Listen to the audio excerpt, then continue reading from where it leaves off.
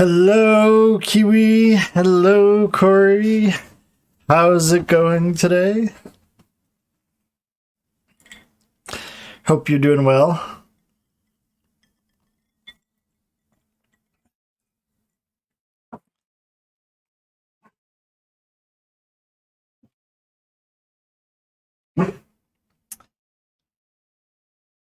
Excellent.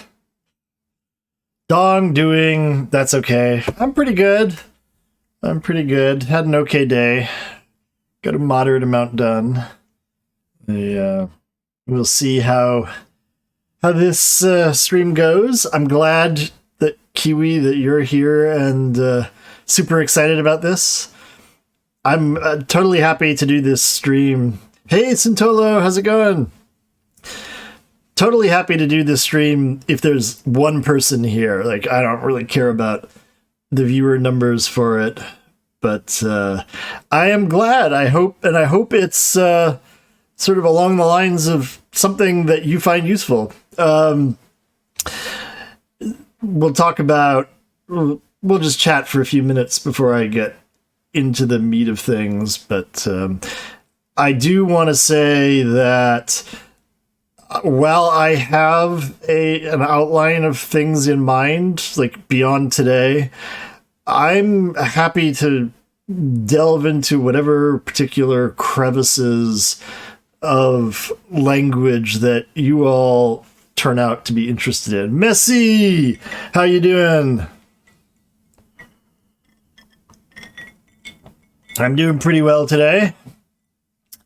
Got myself a cocktail, ready to do this.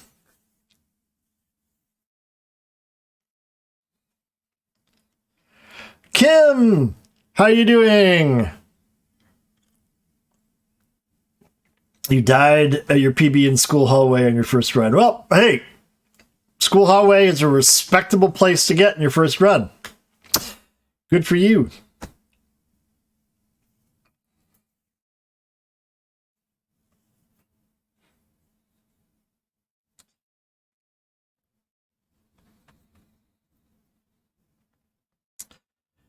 Good to hear it, Kim. Good to hear it.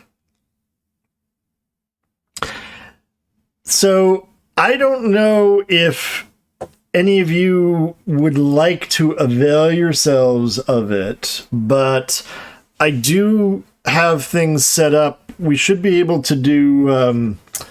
let me just get connected.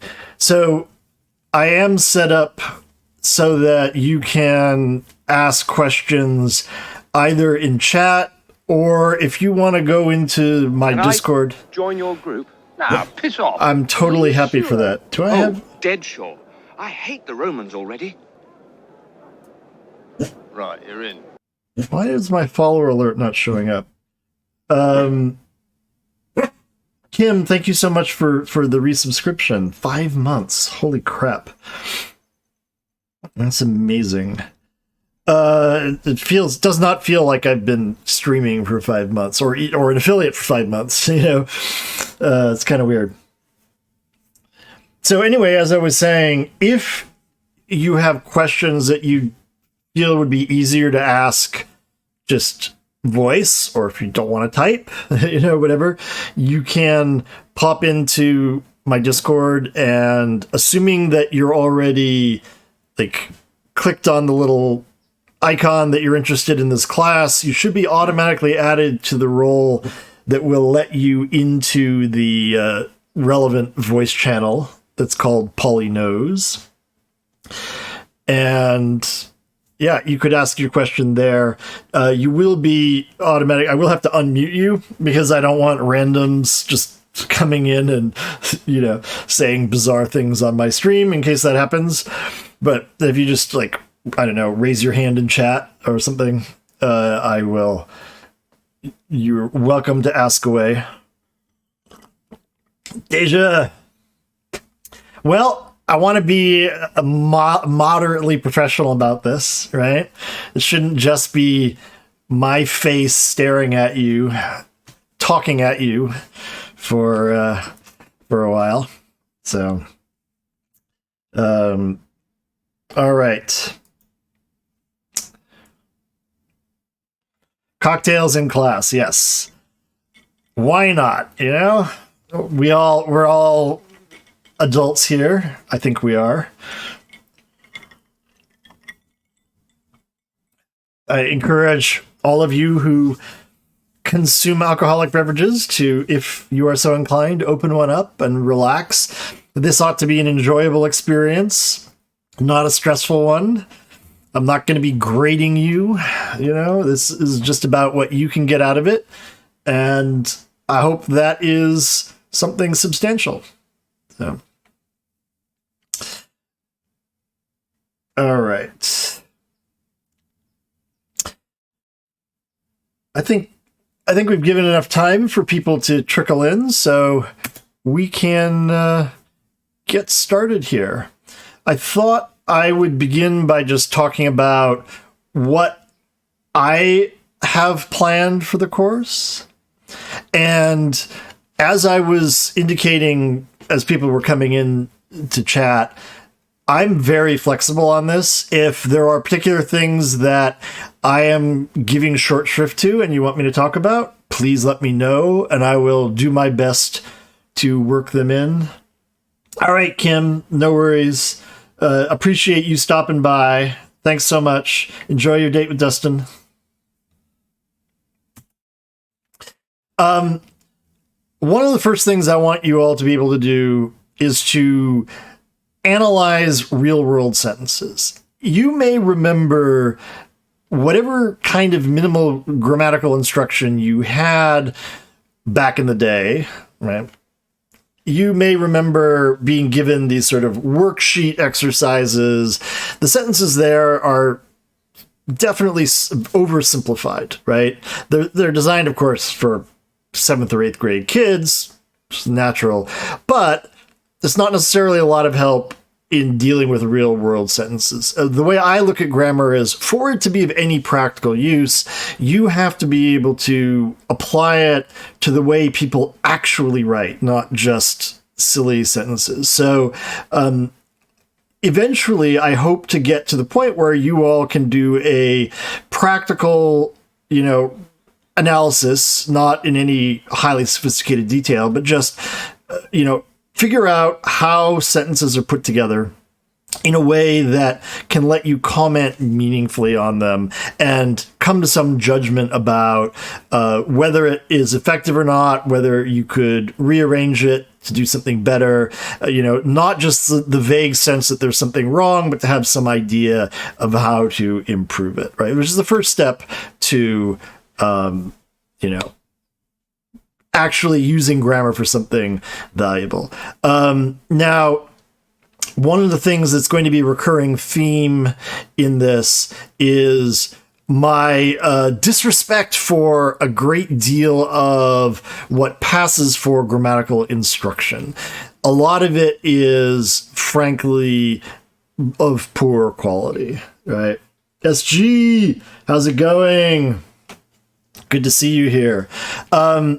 Now, the way I'm going to be presenting grammar to you is, depending on how, if you've had no formal instruction in grammar, you're not going to notice a lot of this other than when I tell you. But if you come from a tradition where you've had to study traditional grammar, there's going to be a number of things that I'm going to show you that are quite different.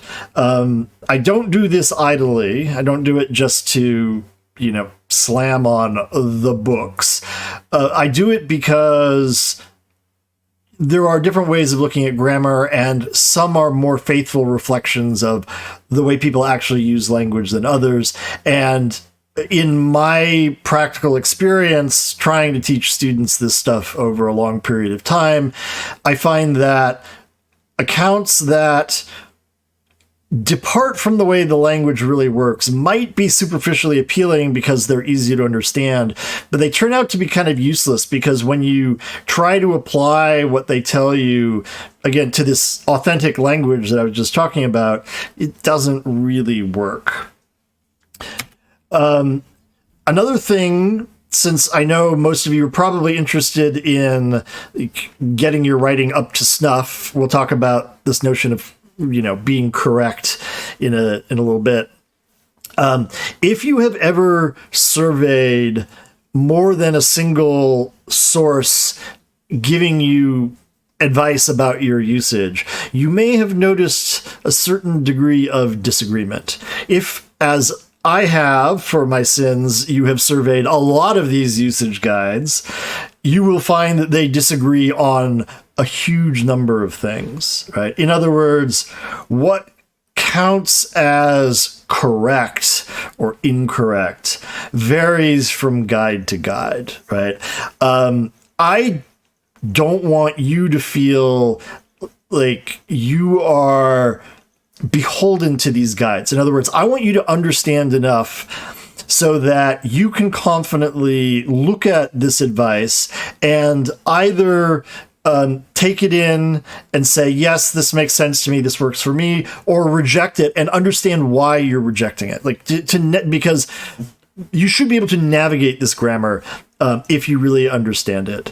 What I used to tell my students in my regular grammar courses was that if they really worked hard at it and went through everything I was going to give them, they ought to come out of the course knowing more about grammar than half the people who write grammar books, which isn't actually all that high a bar to pass. Finally, and the most important thing, grammar in the abstract is very interesting, just like how does language work? But in a practical sense, you ought to be able to use it for something. And one of the downfalls of the traditional way that grammar is taught is that it's purely a matter of correctness, of being right or being wrong. And that's ultimately deadening. Like, who cares? You know, it's just boring.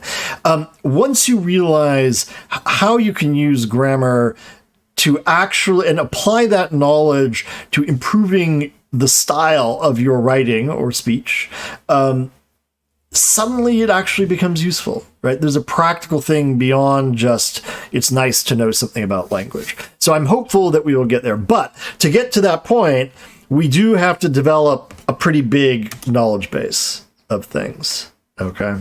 So those are my overall goals. I'm happy to entertain others from you all. Here are my anti-goals. Right? These are the things I do not want to happen in this class. Number one, very important. I do not want anyone to feel inferior about their language use. Right? This is an unfortunate consequence of the way a lot of grammar is taught or not taught, right? Is everybody winds up really insecure. Ooh, what's the right thing to do, right? That's not what we're about, okay? We're about polishing what you have, improving your skills for it. So, we are not going to assume that there is one single correct English. In a practical sense, we are going to be talking about standard written English, but as we'll see, that's a really big oversimplification and abstraction, right? This is tightly linked to your language is fine. Hey, Zolas. Yeah, you see, this is the thing, Zolas. Like, using like every 3 words, if you want to use like every 3 words, that's okay. If you want to try to eliminate it from your speech, that's also okay, right? Do what works for you. I do not want you to feel... I say a lot. I have a lot of hesitation markers in my own language. So what?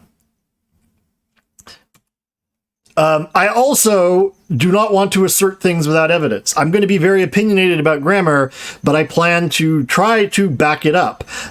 The way I want us to approach language is evidence-based, right? I would call it scientific, but we're not going to be scientific in the formal sense, right? But we're working in a social science here, right? We are making assertions about the way that language works. Those are factual assertions. We need to prove it, right? This is something that a lot of writers of usage guides do not do. They tell you, oh, this is terrible. This is atrocious. No educated person would ever speak this way. But they don't actually present any evidence that it's anything other than their pet peeves. I'm going to try very hard not to do that. Now, there will be some times where I might tell you, okay, I'm going to give you the simplified account. trust me on this. We can come back to it later in more detail. I'm afraid not. If we go for fresh out, Oh, Kiwi. tell you what, though. Thank you so much for that gift sub to SG. Strip the fur, stick Really a top appreciate on it. top, and staple on a beak of your own choice. No problem, lovely parrot. How long would that take? Oh, let me see. Friday? No, that's okay, Kiwi. I don't mind at all. I don't know why the follow alert is not showing up on screen. Let me just quickly see what we have here.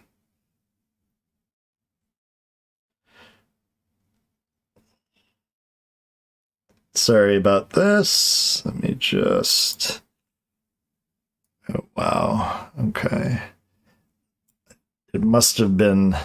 You know, because I'm just transitioning over from slobs to OBS, there are lots of little things that aren't quite ready in all of my different scenes here, but I think maybe that should fix it. All right. Sorry for that.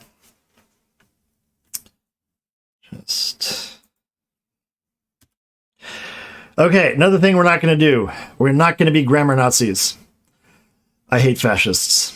Right? Even if you're whether, you know, and that term grammar Nazi is very offensive just in general, just because, like, I mean, who wants to take pride in being a Nazi?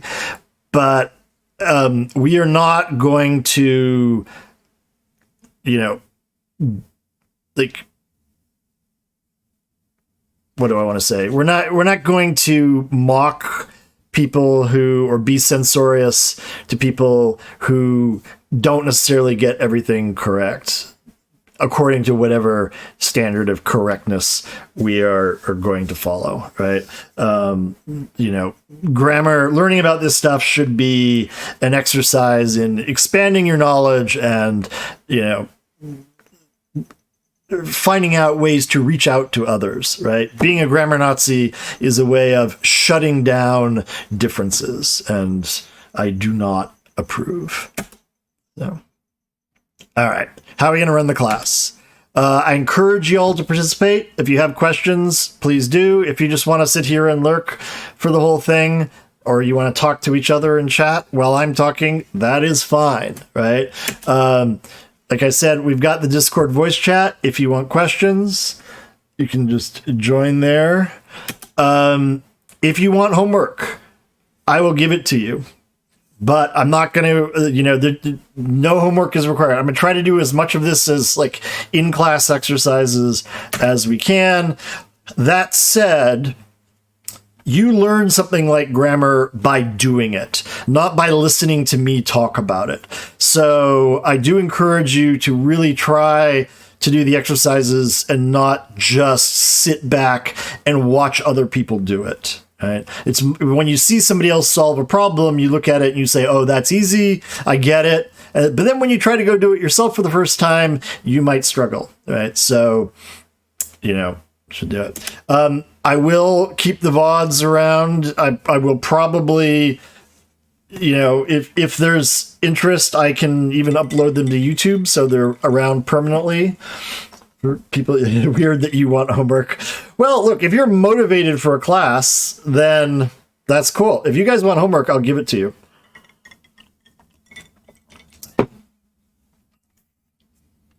So if you have to miss a class or whatever, you know, you're welcome to watch the VODs. I'll see about, I can probably put, would you be interested if I put, like, the PowerPoint presentations in my server after the stream, or if that's useful, I can do that. Whatever works for you guys. Okay. I will definitely do that. Hey, Krenzo, how you doing?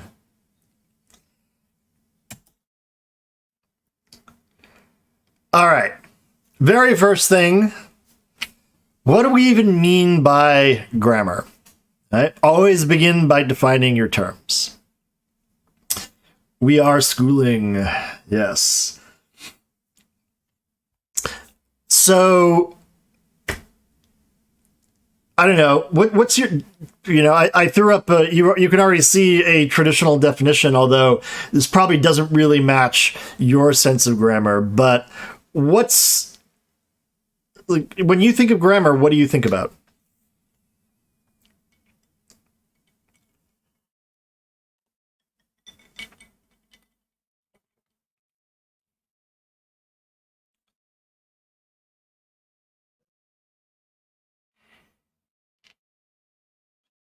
Hey, Kemi. Excellent. Lovely that you're here. I'm glad the correct way to write speak words. Yeah. Okay. That kind of matches this quote. Samuel Kirkham was a guy who wrote a wildly popular grammar book in the early half of the 19th century. Nouns, verbs, sentence structure correctly. Yeah. A way of writing and speaking that's clear. Okay. Yep. Yeah, you went to grammar school. Traditionally, Corey, of course, grammar schools were the entire thing you studied in a grammar school was exactly that. It was grammar. That used to be, you would study grammar until you graduated to the high school where you would learn rhetoric and other kinds of things, the traditional components of the medieval, trivium. But clearly that's been vastly changed, right? So Kirkham was actually, we know that Abraham Lincoln actually owned and studied Kirkham's grammar book. I could swear my chat is set. I've got it set to just chatting here. I don't know if it's sometimes if you clicked directly from another stream onto mine, you might not, it doesn't necessarily update the title. How you doing, Sogos? Good to see you. Yeah, no worries. Okay.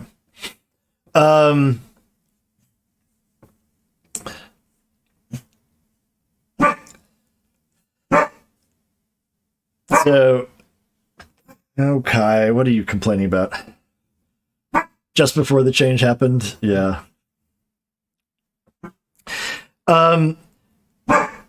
So Kirkham, this is like super traditional definition, and it gets at what some of you were just saying.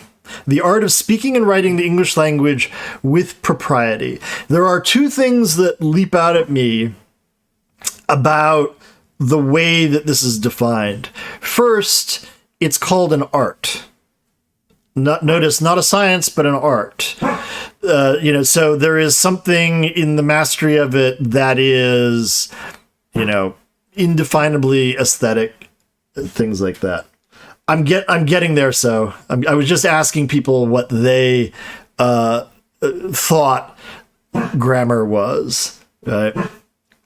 And with propriety is the other thing. So Kirkham is setting up a standard of properness. In other words, if you think about it, this notion of grammar is normative. It's relative to polite social class. Yes, Kiwi, that's an excellent point. Art is open to interpretation, right? Right. So this is the traditional view of it, especially in poetry. Yeah.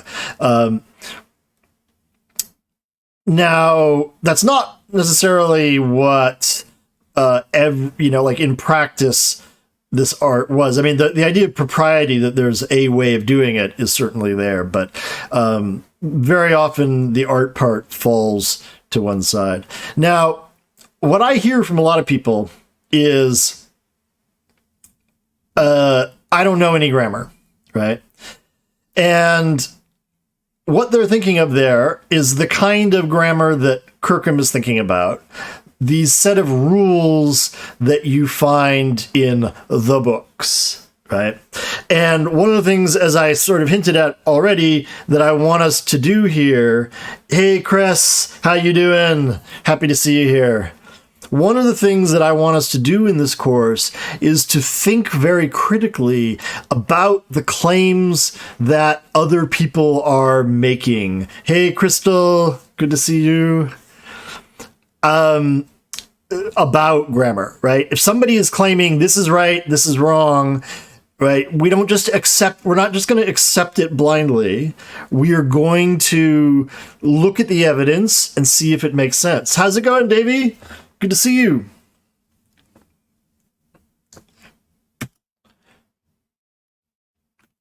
Oh. There we go. Instead of thinking about grammar as something that is in books, another way to think about it is as a mental process. In other words, this way of looking at grammar sees it as the set of rules that you are following inside your mind in order to assemble units of language together to making something meaningful that you can use for communication or whatever else you're using language for, right? And in this sense, right, what we're saying when we're talking about knowing grammar, in this sense, you do know grammar, right? This is the difference between knowledge of something and knowledge about something, right? In other words, you know a lot of English. You all have a lot of grammar inside your head. You just might not know explicitly about it. You might not know how to articulate it. You might not know what the structures are called, how to analyze it when it's there on a page in front of you, right? But you do it. This kind of mental grammar isn't something that is directly accessible, right? We have to infer the rules from it until somebody invents a brain scanning device that can actually, figure out how the mental operations work. We have to just look at output and come up with hypotheses, and try to decide whether it makes sense or not. Hey, Walter, how you doing? What is happening with this slide? There we go. One of the things about the rulebook grammar is it turns out that it only scratches the surface of the actual grammatical rules that we are all following in order to construct speech, right? Hey, Miss Smarty Pants, how's it going? That's awesome. Glad I could be of some help here. So consider a sentence like the one that's here in blue on the screen. Her slept the bed until 10 o'clock. Now, would any native English speaker say this? Probably not, right?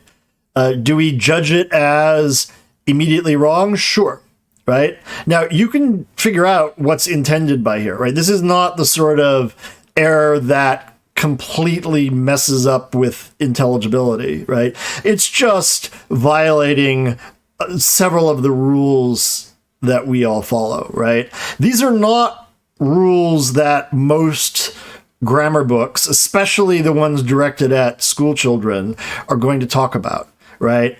Why is slept the bed wrong? Why does it have to be slept in the bed, right? Why does it have to be she slept and not her slept, right?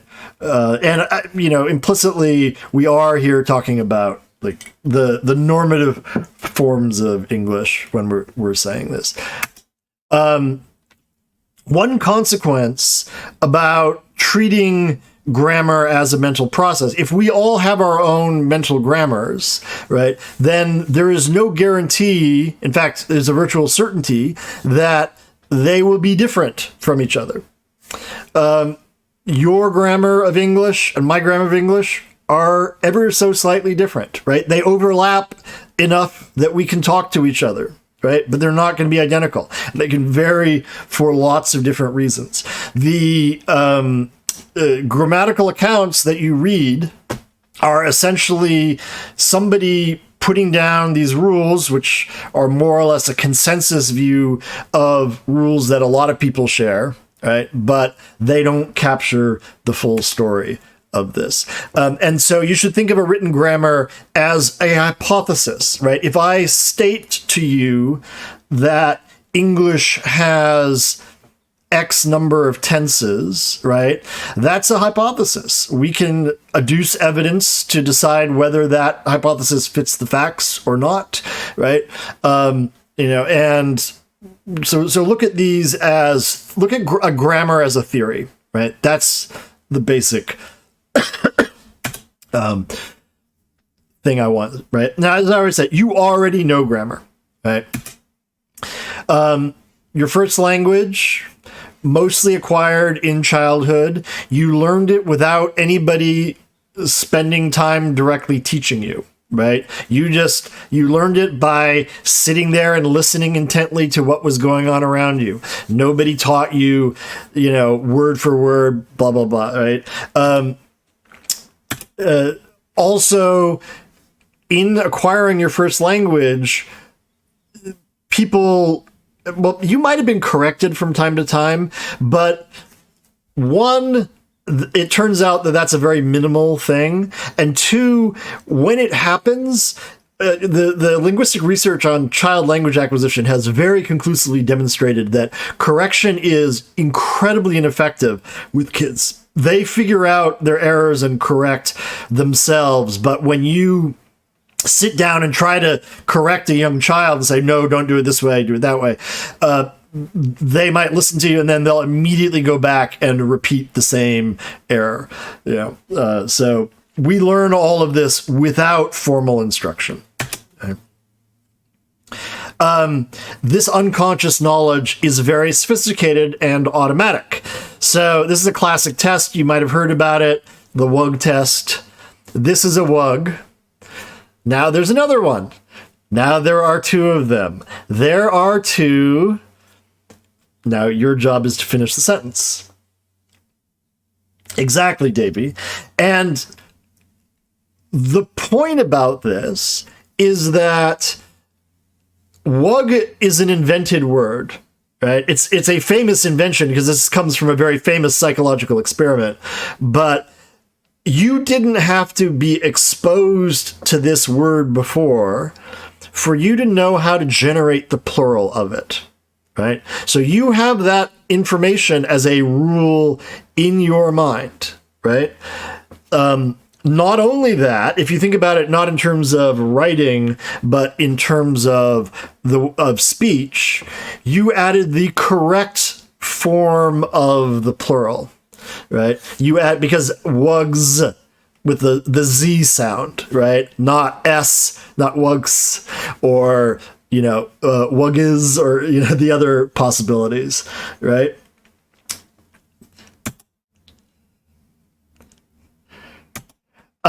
You know how to form plurals of new words, right? Think about this. Hey, Joe, no worries.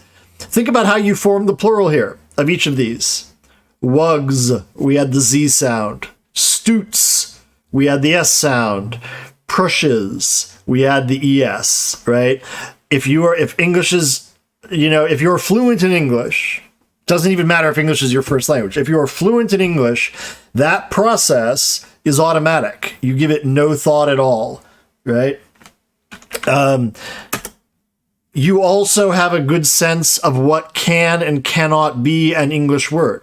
Like wug, stoot, and prush do not exist as English words, but they could be.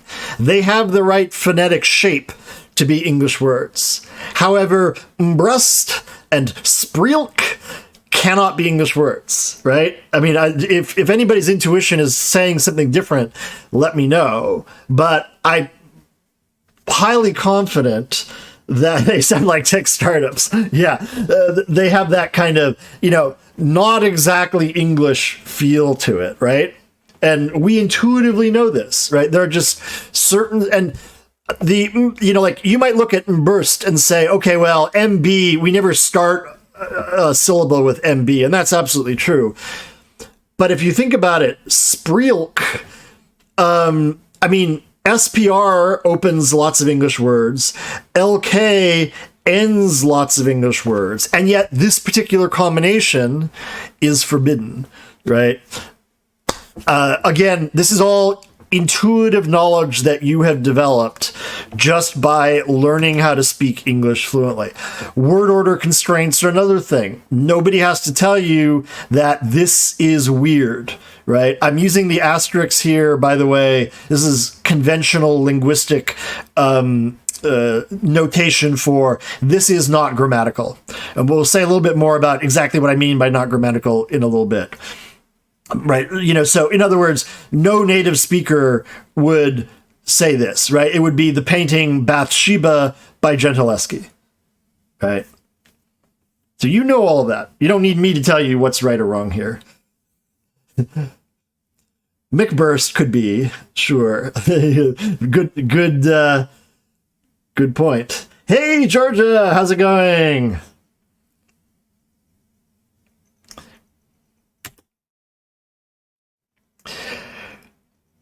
So not only don't you know a lot, you put it in the right order. Yeah, couldn't figure out. That is another thing. I actually mentioned this when I am talking to students about revising their papers. I often teach them the editor's trick of reading backwards up the page, because your brain is basically like the autocorrect mechanism on your phone, right? It will automatically fix things, especially when they're almost what's expected and you're not reading attentively, hunting for an error, right? You sort of have this sense of what ought to be there, and you just, your brain changes it for you, right? So, now, those parts of grammar that you don't know aren't your fault. Like I said, I'm not going to make anybody feel guilty about their inadequacy of grammatical knowledge or anything like that. The education system has conspired against you knowing a lot of this stuff, right? So, grammar in schools, first thing. Now, this is different in different countries. Not everybody here is American. In the American school system, the formal teaching of grammar was largely jettisoned. Not entirely, but the emphasis that it used to have was largely jettisoned in the 1960s. Though thou, tough.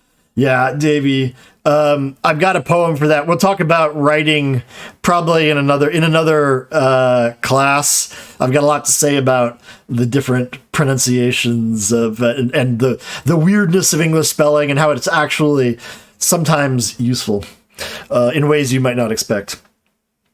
So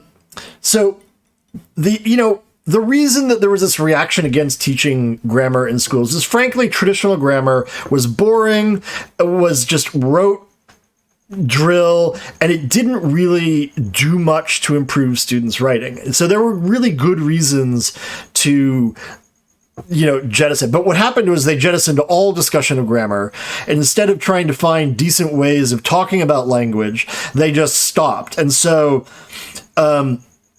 probably every person, you might have had some old-fashioned minded, if you went to a Catholic school, you might have had some old nun who was still drilling you in the grammar.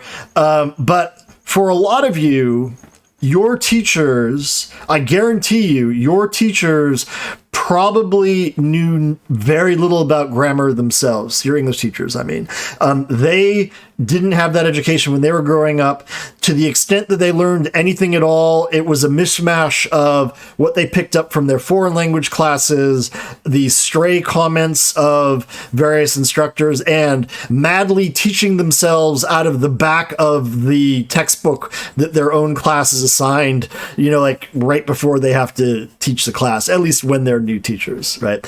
I can say this confidently because I spent 7 years teaching grammar for teachers courses at a college. So I know exactly how much your average English teacher knows, and it's not enough as far as I'm concerned. So if they don't know it, they can't teach you, right?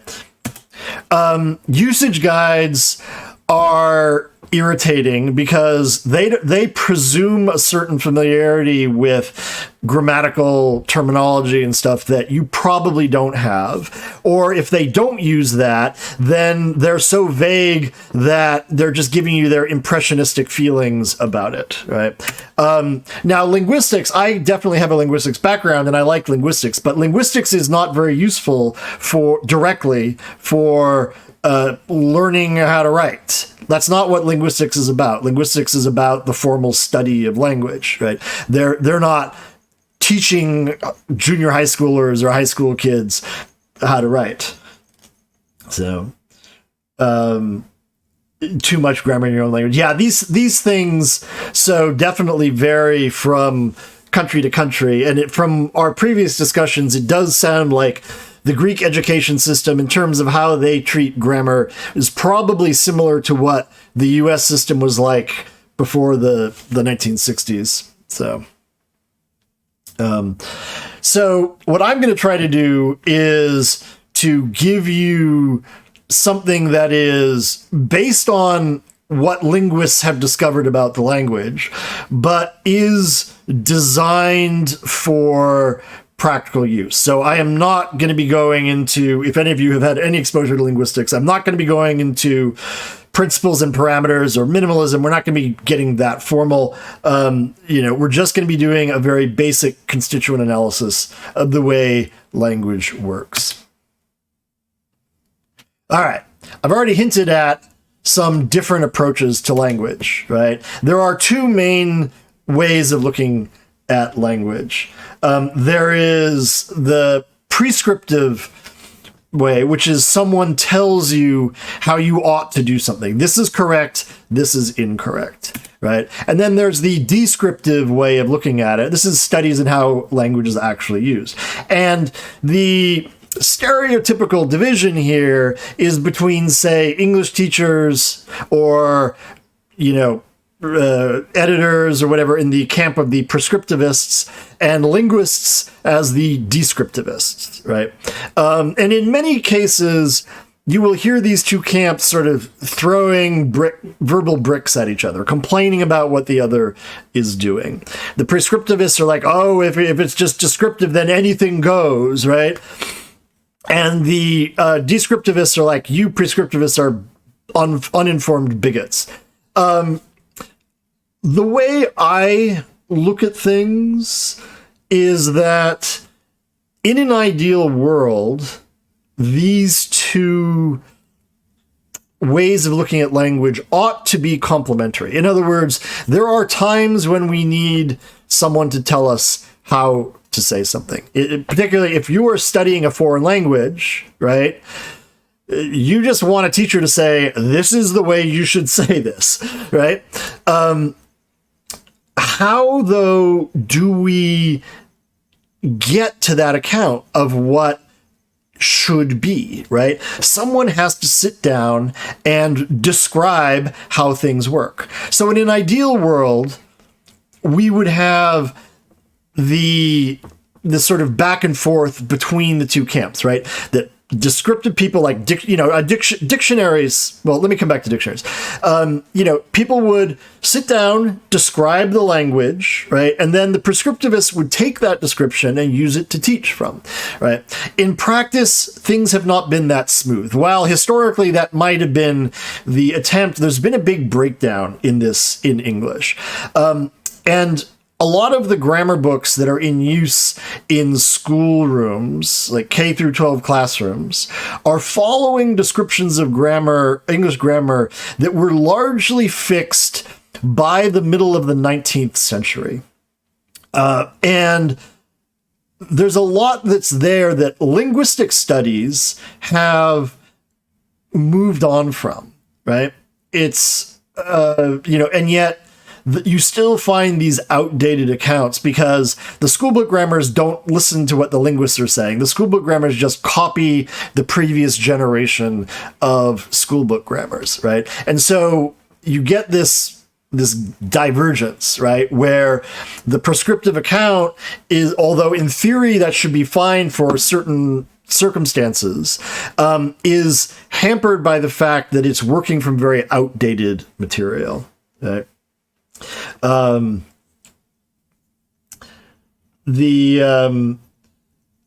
am, by the way, reading all your chat. The one thing that I would generally comment on in terms of difficulties of language is when we talk about a language being hard to learn, we're talking about it being hard to learn for an adult speaker, right? If you were born into a language community, you are going to learn that language no matter what it is. At least assuming you're developmentally normal, right? You're going to learn that language just by being exposed to it, right? So, for an English speaker, learning Korean or Mandarin is hard, right? All right, SG, thanks for the lurk. And, but if you are born into a Mandarin speaking house, you will learn Mandarin automatically, right? It's not hard in that sense. It's just different from what you're accustomed to, right? So Mandarin, for example, is hard for English speakers to learn because, and I'm talking about spoken Mandarin, leave the writing system out of it, because it's got a tone system, which English does not have, right? Every language has those peculiarities. So English might seem difficult to learn for, somebody who's born into a different language group, but that's just because it's a different set of habits to learn. It has its complexities, but every language has its complexities. Yeah. Some people are better at languages than others. That is definitely true. French won 3 times. Oh, sorry about that, Emmy. All right. I thought I created this little graph to talk about the different ways we can look about language. And I thought I'd use this not only to show like the different areas of language, but also to talk a little bit more about the different ways that traditional approaches, the prescriptive approaches, work through language versus the more descriptive approach that we're going to be taking. And you can look at language either in terms of its structure or how it's used, right? In terms of how it's used, right, you can look at acquisition of language, right? How do children learn the language? How do people learn a second language? Or you can look at the way that language varies, right, in its use. And this is something, of course, that all languages except dead languages do, is that they have variation in them. They change. Over time, when we're talking about variation over time, this is called diachronic change. So historical linguistics is the study of how languages change over time, right? It's one thing that I like a lot because I spent a lot of time studying Old English and Middle English and, those kinds of things. But there's tons of variation. It's not merely, like one monolithic language changing over time. Exactly, just straight up borrowed from Greek. Now, synchronic variation, what we're talking about here is how language is varying at a single place in time, right? Or single time. Not historical change, but what are the variations that we see right now, right? Or at a snapshot in time. So you can have regional variations, right? We were starting to talk about different regional variations. I mean, we've got obviously Corey's here, right? He's got his Irish English. Georgia's here, right? Australian English. So, you have all of that regional change. You also have social change, right? Different social classes vary in how they speak. That you have, different ethnic groups, right? We have African American vernacular English, for example, right? Or, Latino English or Korean American English, so you have all these different groups social groups that have their own specific markers that aren't necessarily tied down to a particular region, right?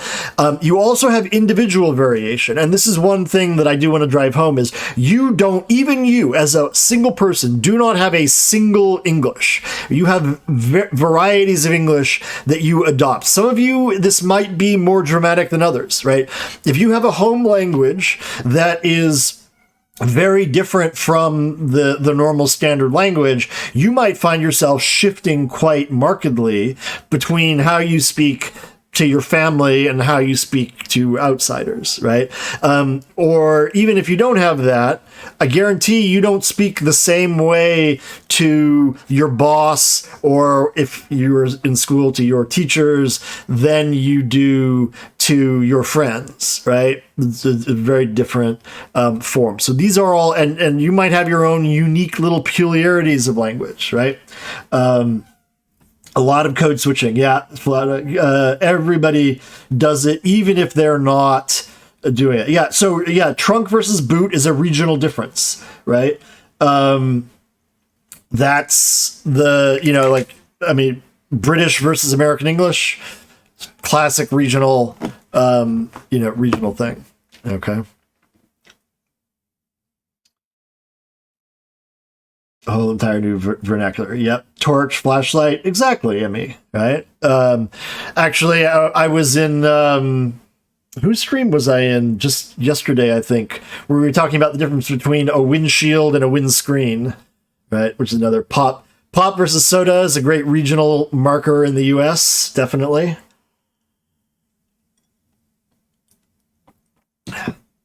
The vocabulary differences are some of the big noticeable buggy versus cart. Yep. Sneakers versus trainers. Overpass versus flyover. Let's see. Rubber versus eraser. Proctor versus invigilator. There's all kinds of, there are a significant number of remote controls versus sprucers. That's interesting. Lorry versus truck. Yes. Highway, freeway is not really a regional thing. That's interesting. The, on the motorway. Yep. So there's all kinds of, there's a very large number. We could, spend an entire stream just cataloging all of those differences.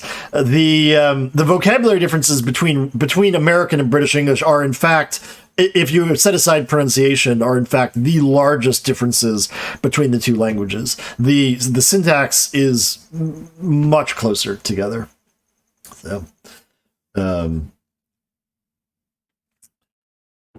So in terms of language structure, right? Sorry, before I forget, this sort of outline I'm giving you is certainly not a complete one of everything that we do. It was more or less just the big ones that I could fit on one diagram. If we look at it not by how it's used, but in terms of how it's structured, we get into the more classic ways that language is studied, right? And you can traditionally everything is connected, exactly. Any of the grammar point, you can't speak. I mean, the grammar is how you speak. You speak English by assembling words, the lexicon here, right? With rules into producing an output, right? Now that is obviously an oversimplification, but this is a classic traditional way of looking at language, right? That it basically consists of two major units, words and rules. And in fact, there's a book by Steven Pinker that's called exactly that, Words and Rules. There are some linguists who have theories that slightly complicate, well, more than slightly, they complicate this picture. It's a little bit too schematic. You shouldn't really think of them as completely separate things, but it's useful, to think about, you've got this, like when you learn language, what you need a storehouse of units, assembly building blocks that you can string together to create your message, right? And what do the rules consist of? Now, traditional schoolbook grammar doesn't necessarily focus its attention equally on all of these rules, but when we think about the rules of grammar as this mental process, right, there are 4 really main components. When we're talking about phonology, we're talking about the rules that construct sounds together, right? Not the raw sound itself, but just how they pattern together. When we're talking about morphology, we're basically talking about word parts, the components of words that bear meaning and how we assemble them into words. When we talk about syntax, we're talking about how we assemble words into larger units of meaning. And then when we talk about semantics, we're talking about meaning. Now, all of these have many subdivisions. Semantics in particular, you can view on a lot of different levels, right? You can view semantics on the level of word meaning. You can look at it in terms of how phrases create meanings. You can look at it in terms of complete utterances. The bigger the picture you take, the closer you get to what would traditionally be called rhetoric, right? The ability to express yourself in an elegant way, right? But in addition to the message, it's also important to focus on the medium, right? How are we going to, convey this message, right? Sound, in terms of evolutionary history, human history, is, of course, the primary method of communication, right?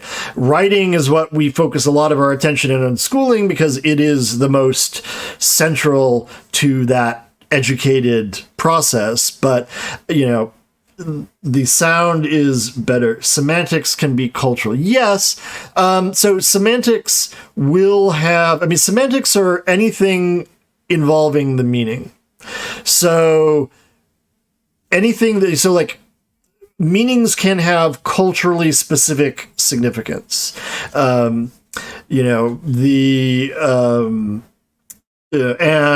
to the extent that that's expressed in language as opposed to symbols, right, then you can talk about it that way, right? I mean, symbology, like non-linguistic symbols that are meaning-bearing is a related field, but that's getting kind of far astray from the core concerns of linguistics. Robert Langdon.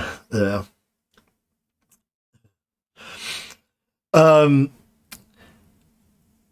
So... yeah, and we should not forget, I've got up there, sign is another medium, which we often forget, sign language, right? For those of you who've had no exposure to sign language, you might not be aware that sign language is not simply gestural English or whatever language is spoken around them. It's an entirely different system of communication. It is something that can be acquired natively by children, without ever having any exposure to other language. It has its own, set of systems that develop from it. So, there you go. You took sign language. That's very cool, Emmy. Very nice. So,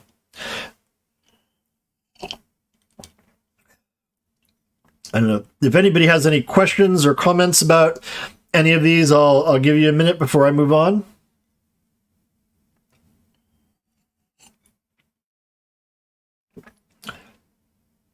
You got an A in sign language.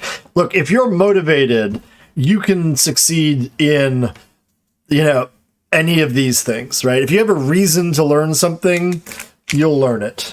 Thank you, Debbie.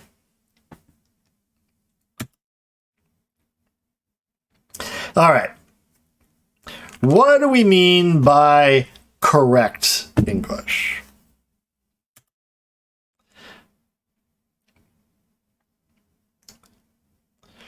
Oh, that's really cool, Emmy.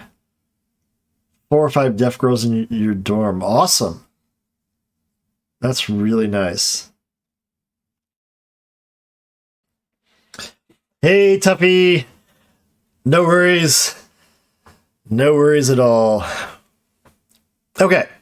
So we've all been drilled into this notion of what's correct or not.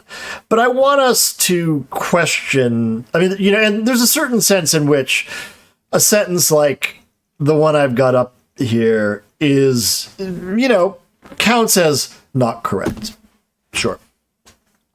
But let's take a closer look. Me and her ain't never been friends, right? In what sense is this incorrect? Like, what's wrong with it? And I know, I mean, you don't have to answer this. I know what's going to leap out at everybody. It's not a hard sentence to diagnose, right? Me and her instead of, she and I, right? The double negative, ain't never. The word ain't, right? All of these are non-standard English, right? But before we get judgmental about things, let's think through the kinds of things that we are talking about. Yeah, that ain't never going to happen. Exactly. So first of all, is ain't a word? What do you think? I mean, I ask this because I frequently hear this, oh, ain't isn't a word.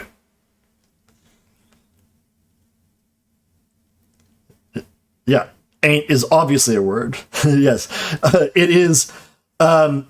You can say it's correct from a linguistics perspective, but it's 100% a word. Yeah, look, a word is a word. It doesn't matter. It might not be a socially acceptable word, but it's a word, right? That's like saying fuck isn't a word, right? Okay, that's interesting. Is it 2 words? So no, it's not 2 words. I'll have to go into...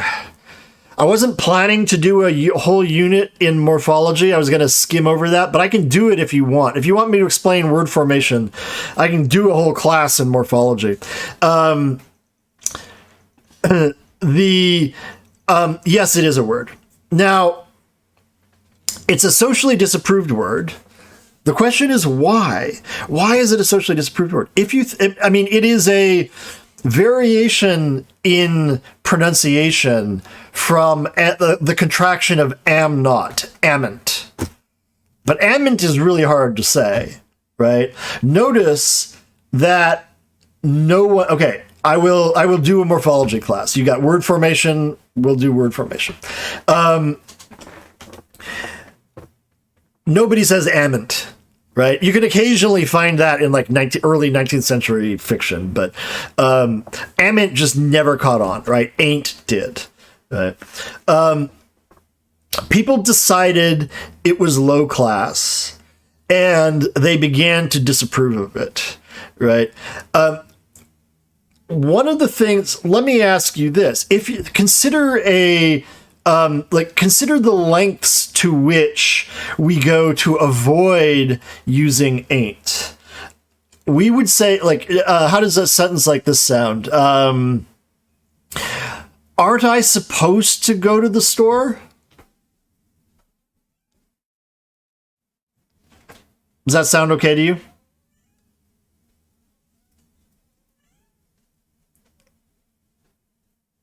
Yeah, sounds fine. But think it through. Aren't I? I aren't. I are.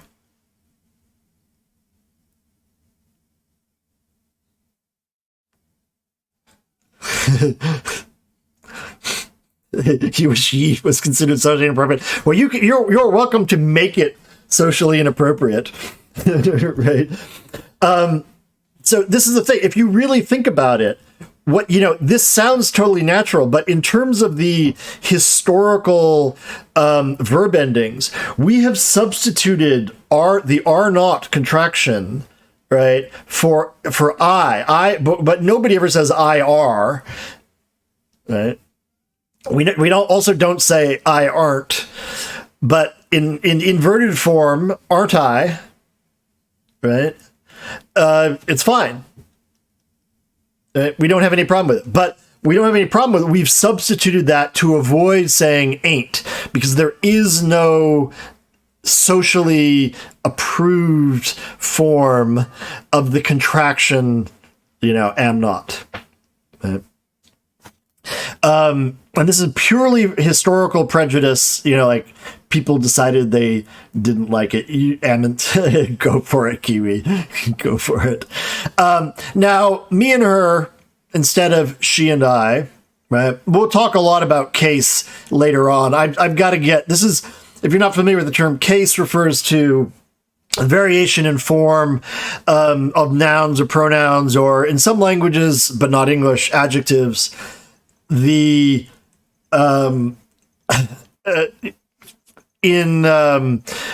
show their grammatical function, right? And so the traditional rule is simply that you use the same case form within a compound that you do if it's by itself, right? However, why should that be the rule? Right. Another way of looking at it that would be equally logical and actually explains a great deal of what we see for the way people actually speak when they're not being corrected about it, is that the objective case, the me, her case, is actually the default case, right? The one that you use when you don't have a special reason for otherwise. And when you're inside this this compound, like and, it sort of reverts to the default. This would be a perfectly logical, way of describing language, right? It doesn't fit with what has been decided on for the standard form, but it works. Now, ain't never, multiple negation, right? Now, notice I call it multiple negation and not double negation. I was actually talking about this on stream the other week. The reason why I call it multiple negation is that despite the excuse that your teachers probably gave you for why ain't never, or, haven't never, if you want to replace ain't, why that two negatives would be wrong is the idea that two negatives make a positive, which is implicitly using a mathematical metaphor of multiplication, right? Where you reverse the meaning. The problem with that is if that were the right explanation, then three negatives ought to be correct. But you can't say she and I ain't never been no friends, right? That doesn't make it any better. Right. So it's simply having more than one negative in the same scope, right? It's really a question of redundancy. Haven't, not, never. I like that, Kiwi. Very nice. My point here is not to say that me and her ain't never been friends is something that you should be writing, but that the question of whether it is correct or not. I was wondering. I've been thinking about other emojis. Amment. I got to think. How would I do amment? I'm not a big fan of just pure text emojis, but I might make an exception for amment. The point is, like, we do have an idea of standard written English, and there's some validity to it. There are circumstances where we need to pay attention to that. But it is a far more complicated situation. It's far more nuanced than the traditional books or the traditional classrooms are normally willing to recognize. Right? So when we're looking at this thing called error, right, what might we mean by that? Right. So I introduced the ideas of prescriptive and descriptive grammar. Right. So if we are calling something descriptively ungrammatical, in a simplified form, we're basically saying native speakers would probably never say this except by accident. In other words, it exists as not, oh, thank you, Tuffy. I can go back. Whoop. So what I had in mind here is and didn't mention is that there's two things going on. Difference, me and her ain't never been friends. If we simply replace that with I and she have never been friends, that would still not be that. Does that feel right to you?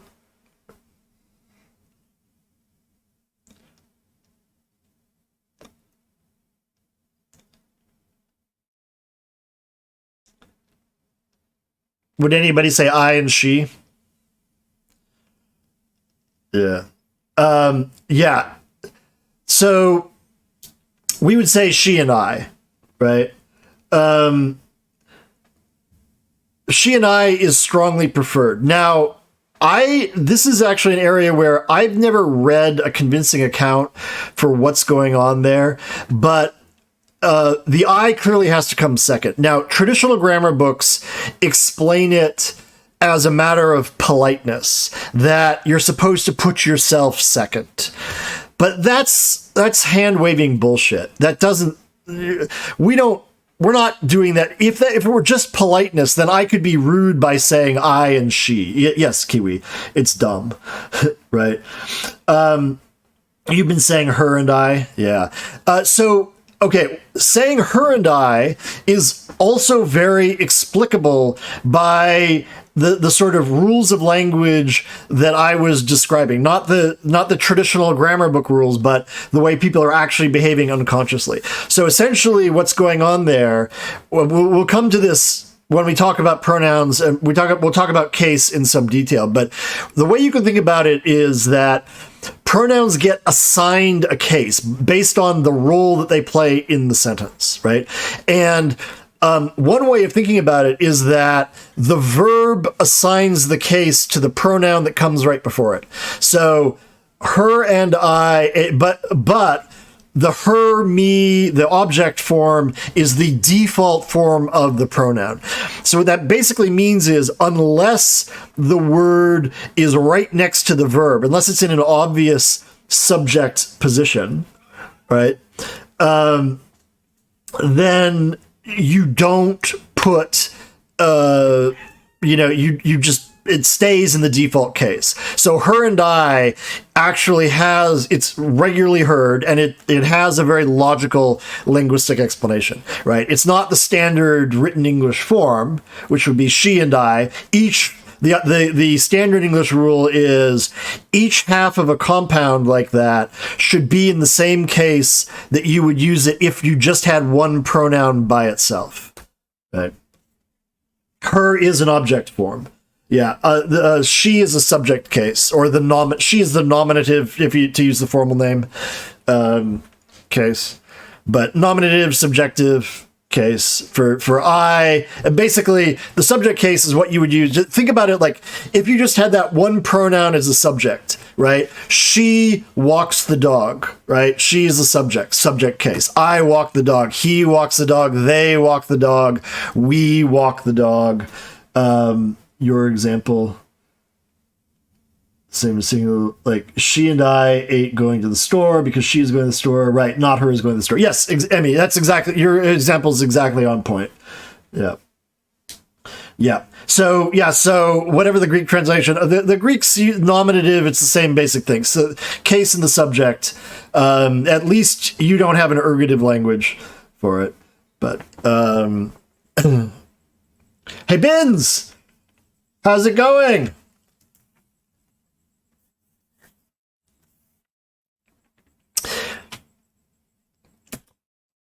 All right. So when we're talking about varieties of language, right? If we're going to call something descriptively ungrammatical, right? We're saying basically that it's not part of the regular speech of any native speakers. We're not saying that native speakers never produce things because, native speakers can produce errors, right? The difference between an error and a dialect feature is a dialect feature is systematic, right?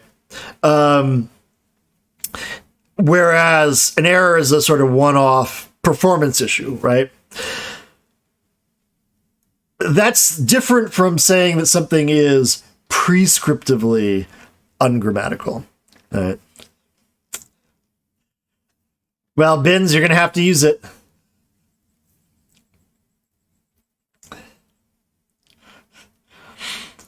Hey, Tenno! Doesn't matter if you're an hour late. Ament only in chat.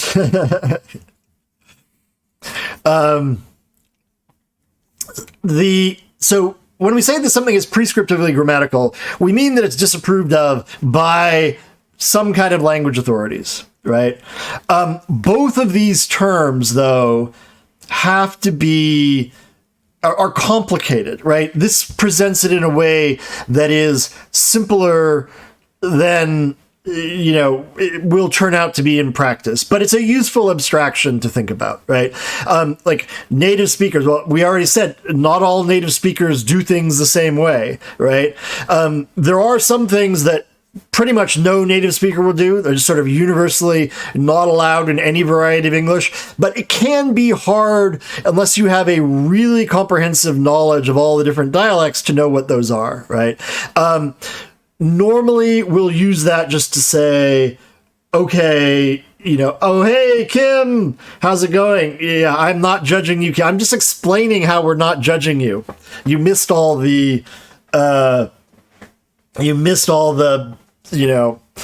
my stuff about one of my anti-goals in this is to make people feel inferior or uncomfortable about their language, right?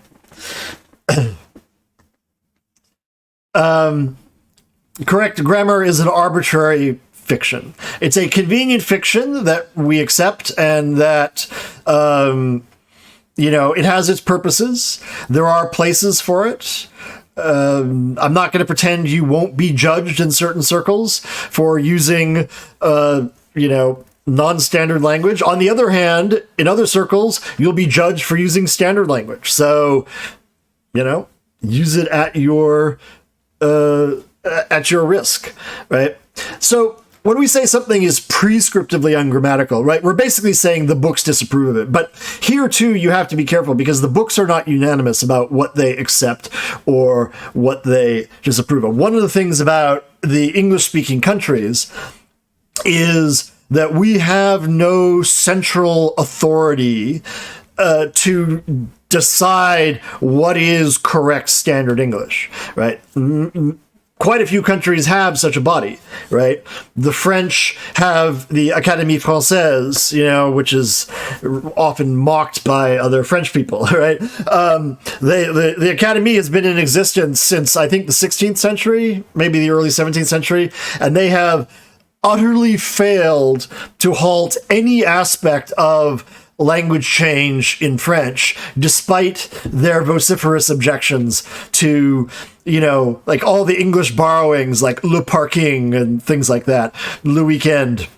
French has borrowed lots of English terms. The Académie hates them, but ordinary French people use them all the time, right? We don't have any body like that. Le weekend rules, yes, Vince.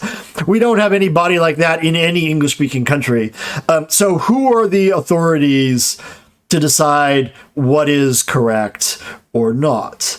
It's basically a very loose agglomeration of English teachers, editors, authors of style guides. There's no particular, other than being a teacher, there's no particular credentialing process for any of these things, right? Anyone can write a book on grammar and set him or herself up as an expert, right? And all too often, that's exactly what has happened. Some of these books are really terrible, right? Your sister's at Lissad. Exactly. Sometimes things that get complained about in books turn out to be simply the pet peeve of an author, right? See, even Kai gets upset at these books. Exactly. Grammar. Yes, absolutely. In fact, one of the most widely assigned usage guides out there is Strunk and White's Elements of Style. It is an absolutely wretched book. If you've never been exposed to it, Don't get it. Even if somebody is fawning over it and recommending it to you, it is a bad book. There are worse, but that for really popular best-selling books, that's a bad book. So yep.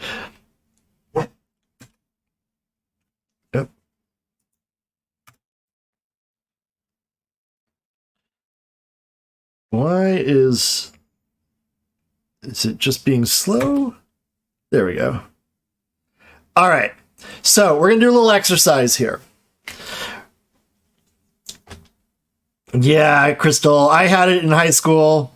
Looking back on it, Miss Bright Pants, it's Strunk and White's Elements of Style, right? Which is a book I do not recommend at all. I have a few recommendations. I'll give them at the end. All right.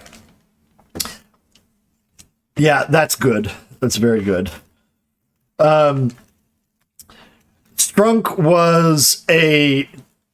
was White's professor at Cornell, and he had like privately printed his little tiny usage guide back at the very beginning of the 20th century.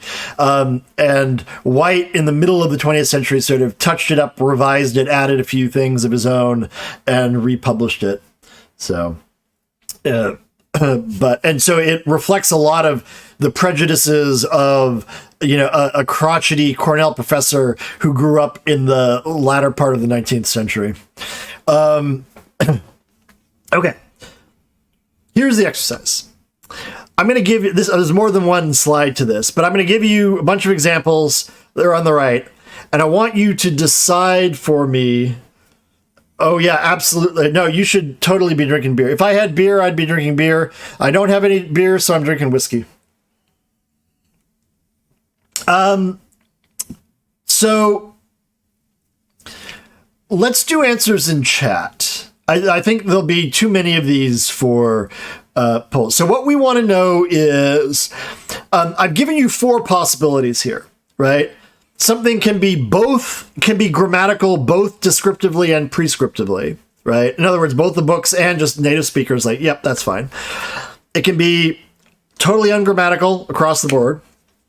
It can be descriptively grammatical. Native speakers actually say these things, but the books disapprove, right? Theoretically, the 4th possibility, although it's kind of hard to see where you get that, something could be descriptively ungrammatical. Native speakers never say this, but the books tell you should say this, right? So those are the 4 possibilities, right? So here we've got 4 things, right? Teresa ate dinner. Teresa ate. Teresa devoured dinner. Teresa devoured. What do we think about these? You think 3 of them are fine? Okay, Kiwi. Which 3?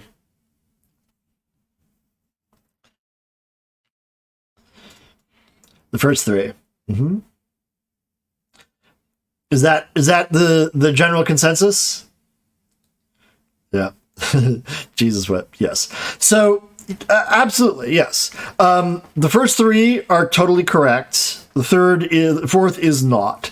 I picked these to sort of give you a little preview, in addition to just talking about grammaticality, to give you a little preview of some of the stuff we're going to be looking at in more detail later, right? So with a verb like ate, this can be, so the first example number 1 is what's traditionally called, ate is traditionally called a transitive verb. It has an object after it, which is called dinner, right? The second version, ate, is intransitive. So in other words, some verbs can either have an object or not after them. They can be transitive or intransitive, right? However, devoured, notice, has to be transitive. You cannot leave off that object, right? Teresa devoured, just, it's missing something, right? We're waiting for the other shoe to drop, right?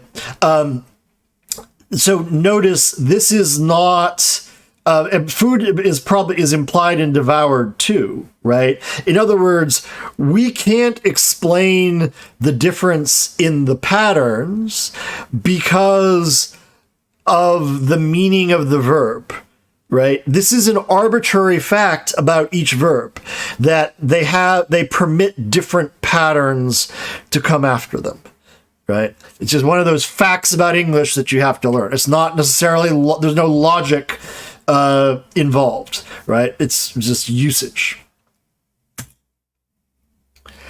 All right, here's some more. Tell me what you think of these four. Food is not implied in devoured. I mean, ate can be used for things other than food, as well, but it definitely, you're right that devoured has more metaphorical meanings, but, it strongly overlaps with ate, so. Devoured herself poetic food.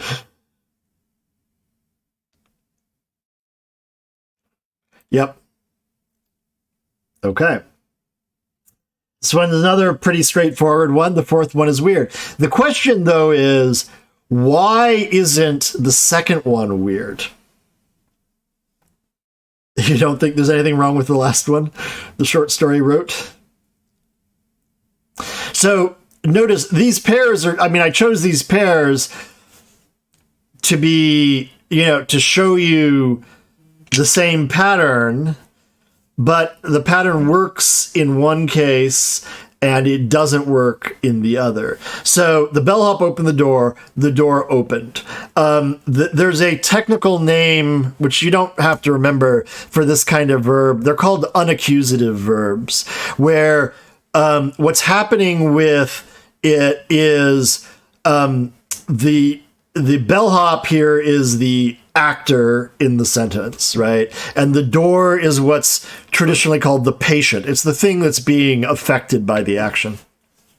And for certain verbs, you can move that patient to the subject without having to change the form of the verb, right? It just opened. And these are what we call unaccusative verbs. But only a subset of verbs allow this. A verb like write does not allow this, right? Hannah wrote a short story, but the short story wrote, or a short story wrote, is ungrammatical, right? We just saw the door opened. Yeah. I mean, we use the door opened when the agent is either unknown or irrelevant, right? It was opened by something, but we either don't know or don't care why it opened. Right. It's not necessary. So like you could also say the pilot landed the plane, or the plane landed, right? Like if we're focused on the plane's action of landing, the plane landed is fine. We don't care that there's a pilot there, right? So.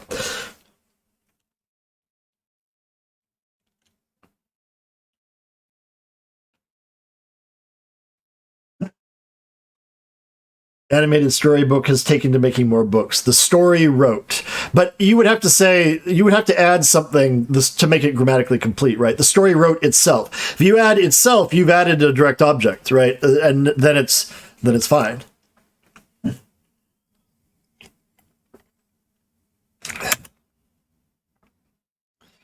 Stories don't write, but they could. Maybe I could think of a better example, right? But yeah, there are a certain subset of verbs. There might be some semantic thing to it, but all right. Next set of four for you.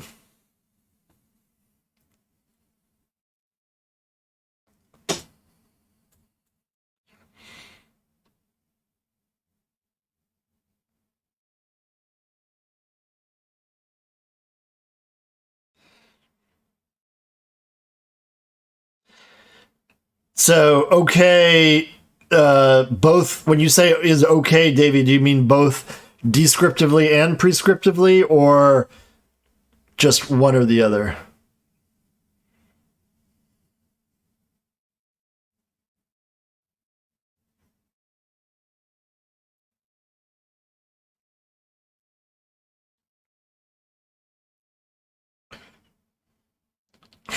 You hate all of them. Yeah. Okay. You're allowed to hate language while still recognizing that it's correct or incorrect. A native speaker would say 3 of these. Which 3, Kiwi? Yeah, third one was a commercial. Exactly, Emmy. I Can't Get No Satisfaction is also a song lyric. Absolutely right. Don't Nobody Like Me. I don't know if that is a song lyric or not. If I didn't pick it from that, I picked it from a famous instance of child language acquisition. And number 1 is a Rolling Stones song, Messy. Yep, exactly. I can't get no. Okay. So this obviously is about how negation works to me.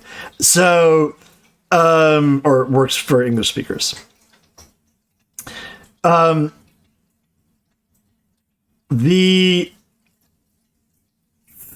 exactly. What does nobody have against Sarah Lee? Or,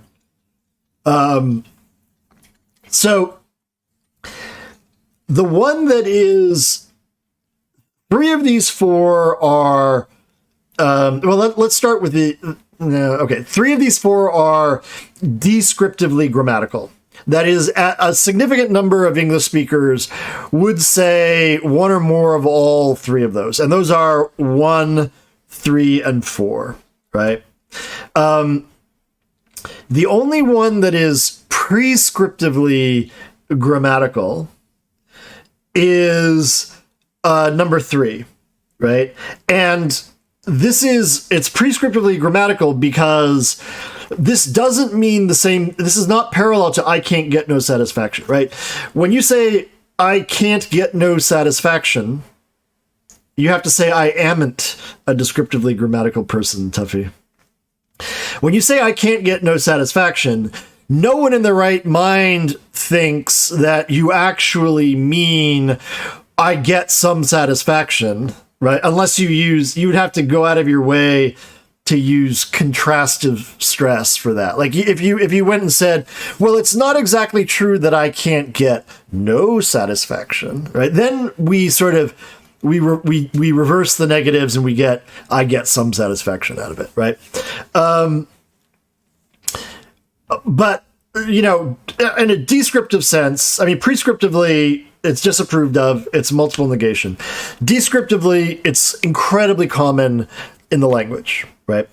Now, Don't Nobody Like Me is also observed, in English. Also grammatically frowned upon by standard language. Now, this one may be a little more, I mean, like many of you were saying, I don't really like that one. This is not in everybody's, this is a less common construction than I can't get no, right? But it's still descriptively grammatical, prescriptively grammatical. Nobody Doesn't Like Sarah Lee is prescriptively grammatical because the intended meaning of this is everyone likes Sarah Lee. In other words, nobody doesn't like it, right?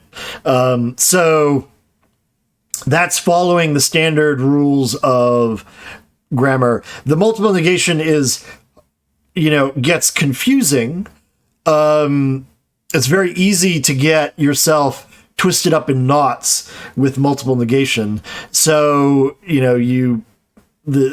if you're not following it, it's, yeah, exactly. Because the multiple negation turns into a positive, because they actually cancel each other out, it's acceptable standard English, right?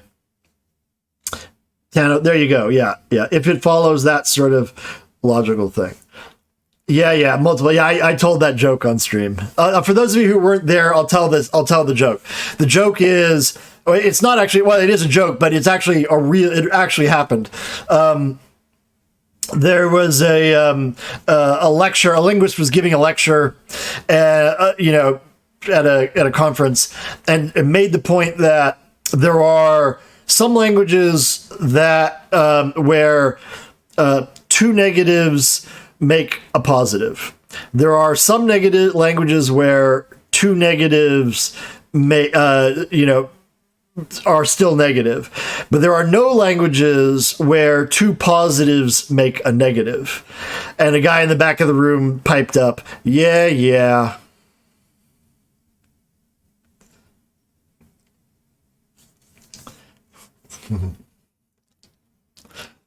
But now to spoil the joke, I do have to point out that yeah is sarcasm, right? And in sarcasm or irony, verbal irony, you are using words deliberately to convey the opposite of what you're actually literally saying. So that's using a metalinguistic feature to, sarcasm is sort of laid on top of the basic workings of language, so yeah, it's all about the tone.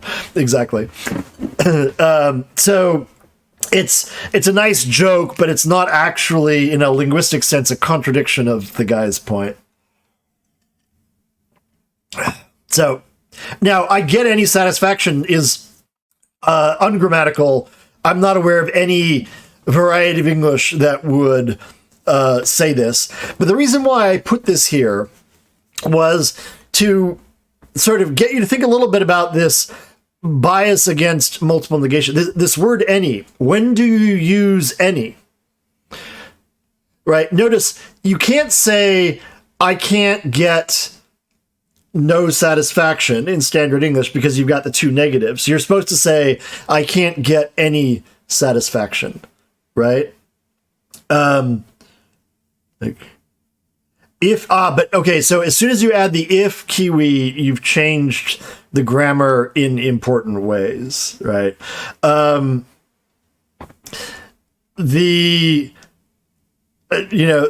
This is a straight up positive context. The if is a hypothetical context, right? Hypothetical context and negative context. Any basically is limited to those things. You can say I can't get any satisfaction, right?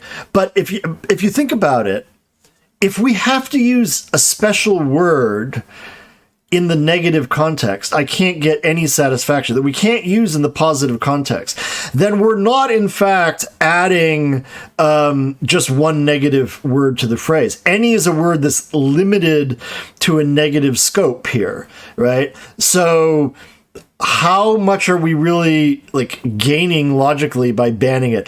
Another thing we're thinking about, for those of you who know French, think about standard French uses two negative words to create a negative, right? Like ne pas, or ne jamais, or ne rien, right?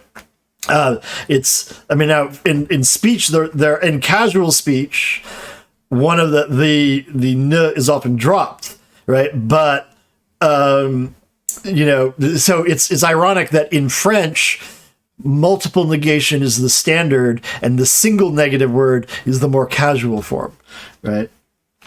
All of which goes to show whether or not, like I said, this idea of multiplying two things to make a negative is a metaphor, and you don't have to accept that metaphor, right? If you think about, if there is, again, notice you're in a hypothetical context, right? But even that, the I get any is kind of weird, isn't it? I'll get any satisfaction that comes my way. Yep, exactly. Yep.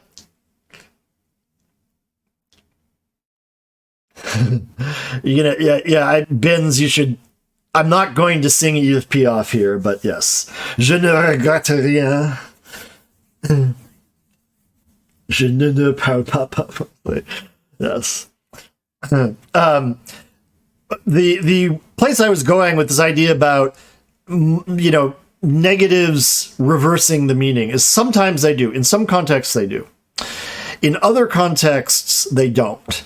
And it's certainly true in other languages like French, but in English historically, and still in a lot of non-standard dialects, a better metaphor for negation is not multiplication, but addition. Right? After all, what do you get if you add two negative numbers?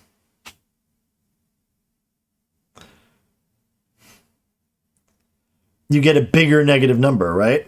And in practice, this is exactly how multiple negation is used by the people who use it, right? It's used to emphasize the negative feeling. I can't get no satisfaction is more emphatically negative than I can't get any satisfaction, right? Don't nobody like me is a more intense, expression of existential angst at being having no friends, than just nobody likes me, right? Yeah, it's all just how, like, why is multiplication the necessary metaphor here, right? And if you look at English before about the 18th century,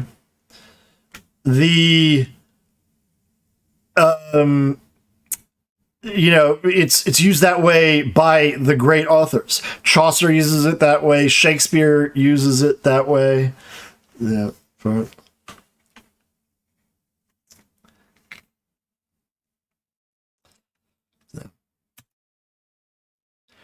All right. 4 more for you.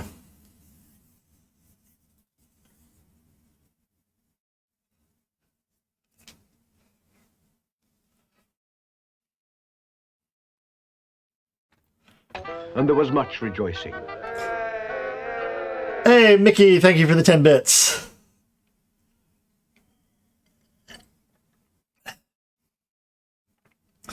Tell me what you think about these Tilu-themed examples.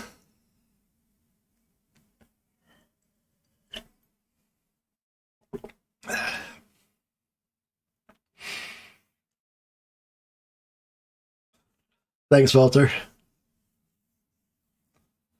Yeah, the police are not obviously Tilu examples, but the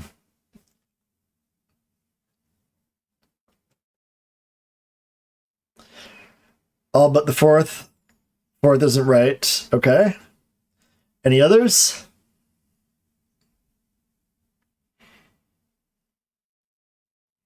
Second one is incorrect. So, Mickey, in the descriptive sense or the prescriptive sense? In other words, and if you were late, by descriptive, I just mean people do or do not say it this way, and prescriptive is like the rule books say you shouldn't do it.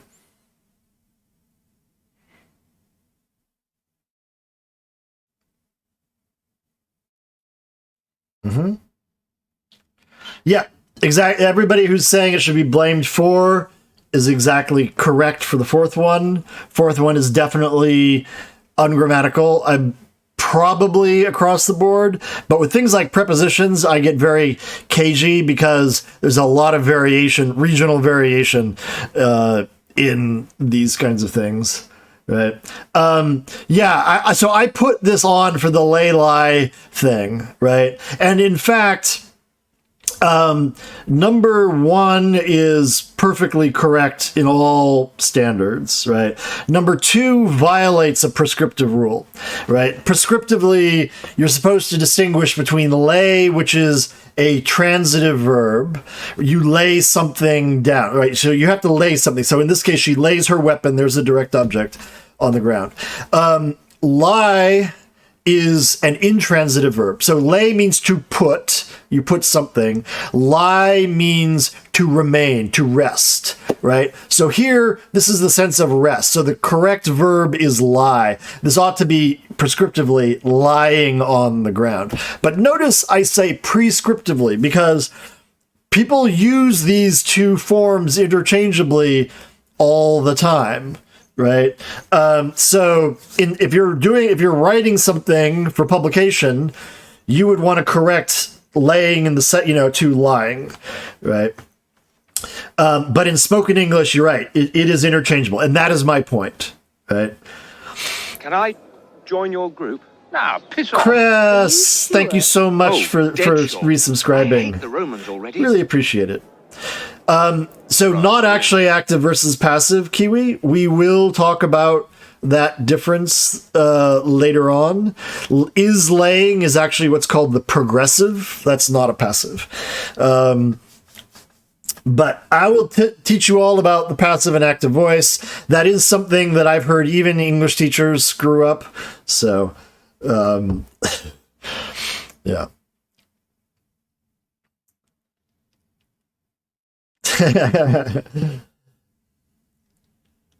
This is so much better than gaming. Oh, now Bins, now you're gonna make me feel self-conscious about my gaming. But thank you. Yeah, English majors can't grammar. I know that we were talking about this at the beginning, Mickey, about how most English teachers don't actually know a lot of grammar. I taught grammar for teachers for 7 years, so I know exactly how little they know. So yeah, let's see. I think that was basically... So yeah, accused him of the crime, blamed him for the crime. I put this pair on to show that this is an instance of just usage, straight up usage, right? In this context, accused and blamed are very close in meaning to each other. They're nearly synonymous. And so it's not the meaning of the word that determines whether you use of or for. It's an arbitrary question of just ordinary usage, right? Again, a brute fact about the English language that simply must be memorized, right?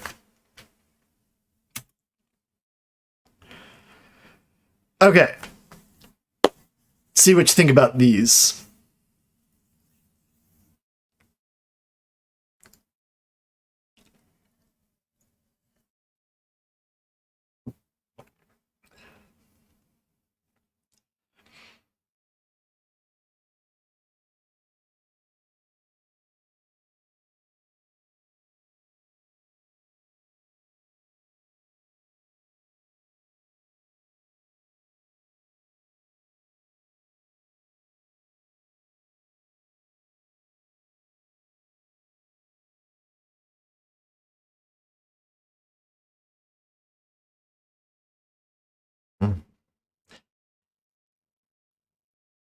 You feel like you don't like the first one, so interesting.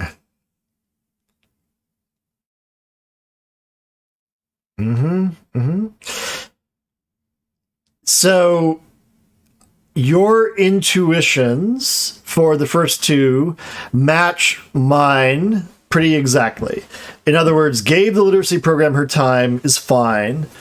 Donated the literacy program her time is not, right? I'm curious to know why you think the third one is weird. Go for it. Tell us, Mickey.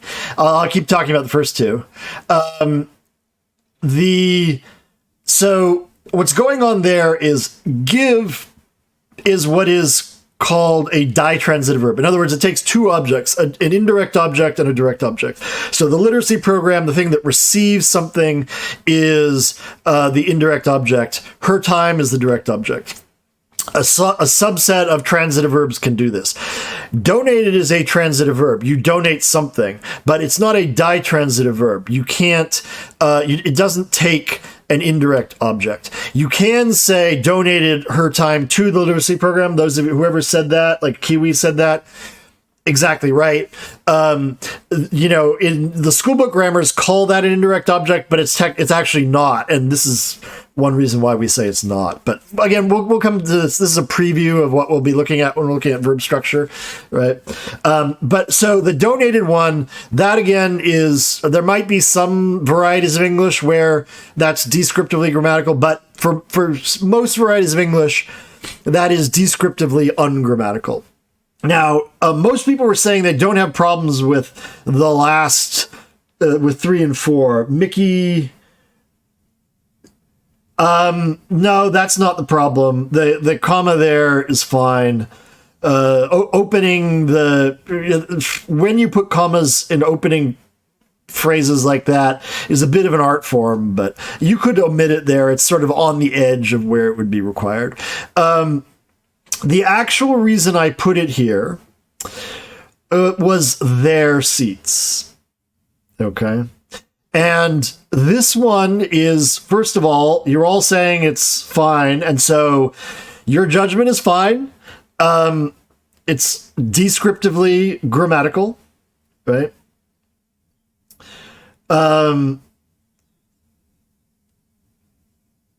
Yeah, well, okay. So that's one way to look at it. We'll definitely get into all of that, Kiwi. There's a lot to say about how that works. What that's basically doing, that's a simplified form of what we call semantic roles for things. And we're going to talk a lot about how that works, right? It's far more detailed than that kind of question can turn up, and there's some complications there, but it gets at a truth of at least part of the structure. But that doesn't tell you, but answering those questions, those semantic roles, doesn't tell you about the function, right? You're right. So the syntax, like how much word order variation you have available and stuff, varies widely from language to language. The way I like to think about this is like the two versions of give that work are basically alternatives, right? And grammar gives you options. Don't think of language as providing you with a single way of talking about things, right? You have multiple options, even in the strictest standard English construction. And Bins, thank you so much for the gift sub to Mickey. You're wonderful. I really appreciate you. Yeah, you've got options. The more you understand about how it works, the larger your toolkit of options is. Yep. But the other thing to consider, so with ancient Greek grammar, you're studying from books like authentic ancient Greeks. Like if you could go back in time and actually speak with Socrates or whoever, there would probably be a lot more variation and options than you see in the books, because you're just studying ancient Greek writing. So you're looking at a narrow, record of elite Greek usage, right? And so all the variety that would have been there in the spoken language doesn't make it into the historical record. And then people write the grammar books about it and they set it up as a very rigid system, right? Just like Latin, we know from the way that Latin developed historically that Latin at the time of Cicero was far more than Ciceronian Latin. There was huge variation there, right? It just gets swept under the rug of history. So,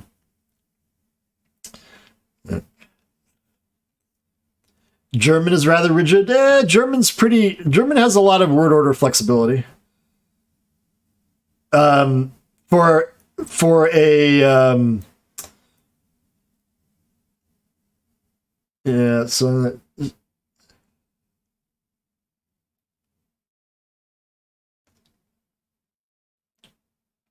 I mean, I think it was Mark Twain who quipped that Schiller managed to stick the entire history of the 30 Years' War in between two halves of a separable verb.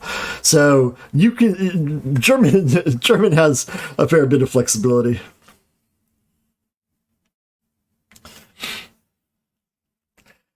Okay, so to come back to the intermission one, number 3 is one that is descriptively grammatical, but prescriptively ungrammatical.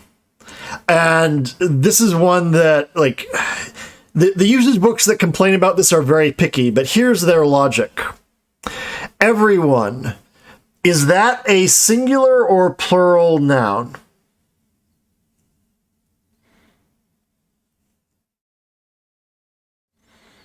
I want you to use your intuition. Try it in a sentence. Do you say everyone are here or everyone is here? Mickey's saying singular. She's right. It's singular. Everyone is here, right? Everyone refers to many people, but it refers to them collectively, right? Now, the logic here in the school books, I am not endorsing this logic, mind you, but the argument is everyone is a singular noun. there is a pronoun which refers to everyone. It points to that singular noun. So there must be a singular noun. What the school books who enforce this rule want you to say is everyone returned to his or her seat. Right? Or if it's a really old book, just his seat, because supposedly you can use he to include men and women, which is another bullshit thing that we'll talk about another time.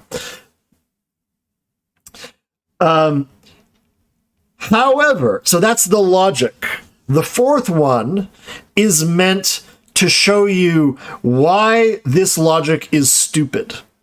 Try applying that same correction to this fourth sentence.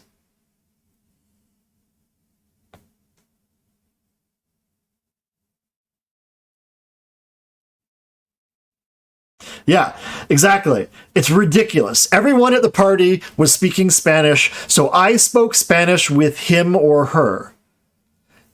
It's impossible. That is descriptively ungrammatical, right? Now, no one talks like that. Exactly. Now,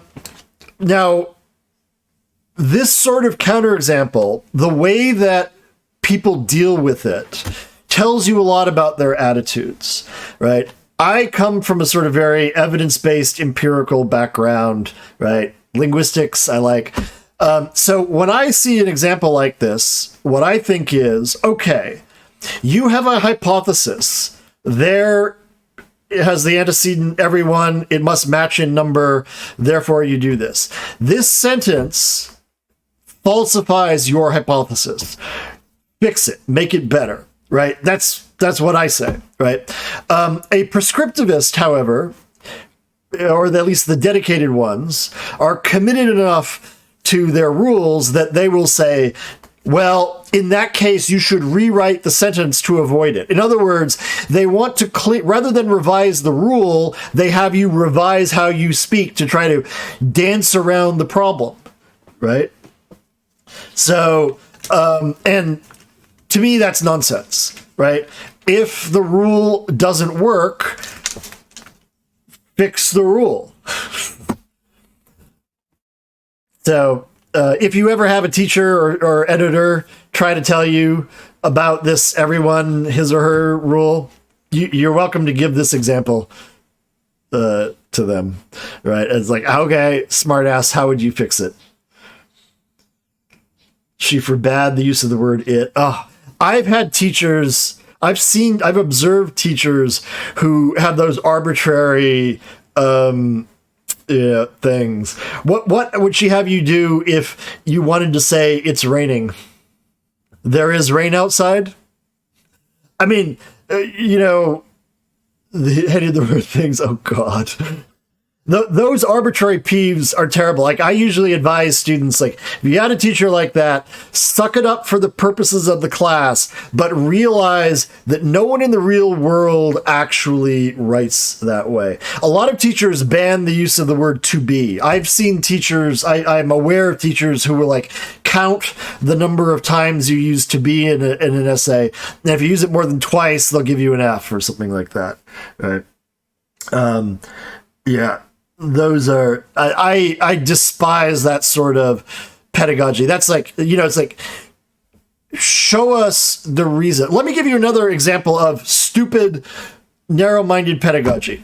How many of you were told not to begin a sentence with because?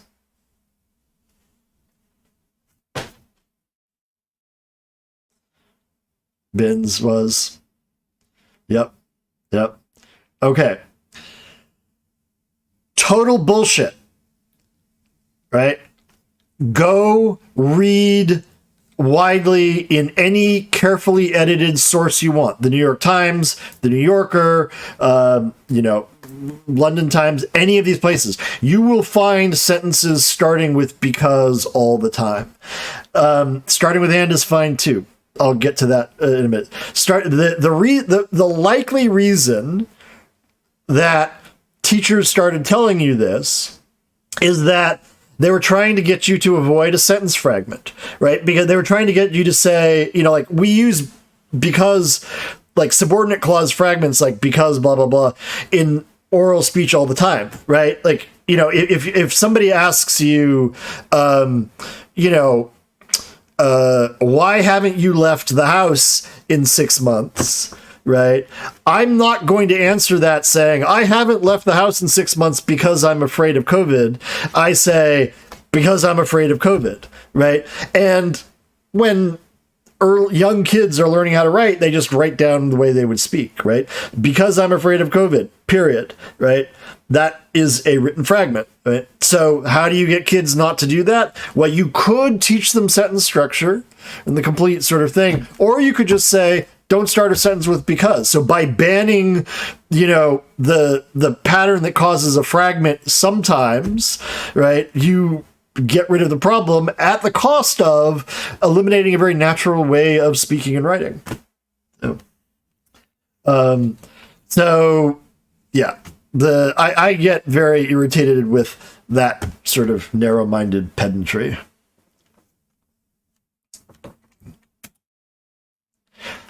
Here's 4 more for you.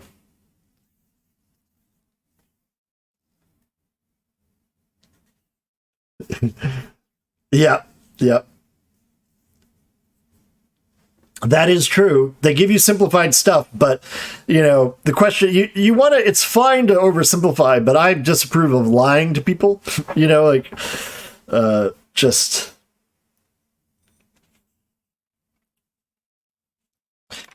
So what do we think of these 4?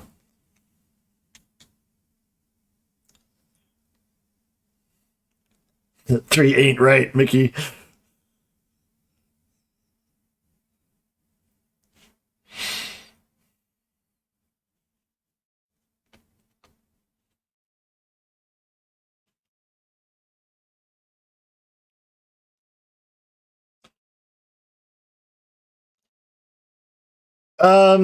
Yeah, I mean, a number of these features, like multiple negation and stuff, Tuffy, would count as things that have been eliminated.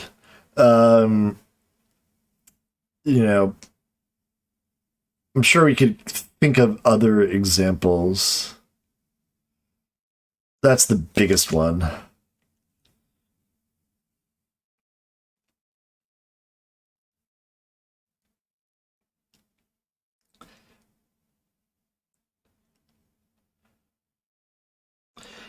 Mm-hmm.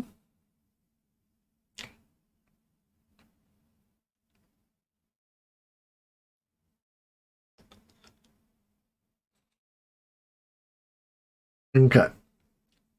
So to clarify a little bit, like when you say the first one should be me, are we talking for native speaker, like native speakers would say you and me, or are we talking about prescriptive correction here?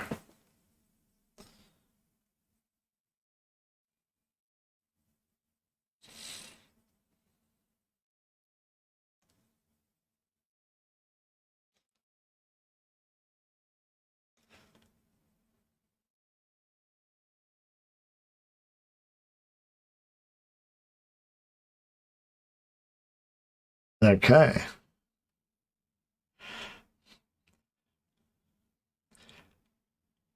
All right, so let's take these one at a time. I'm seeing all kinds of responses here. So we have between you and I, looks like most people are saying it should be me.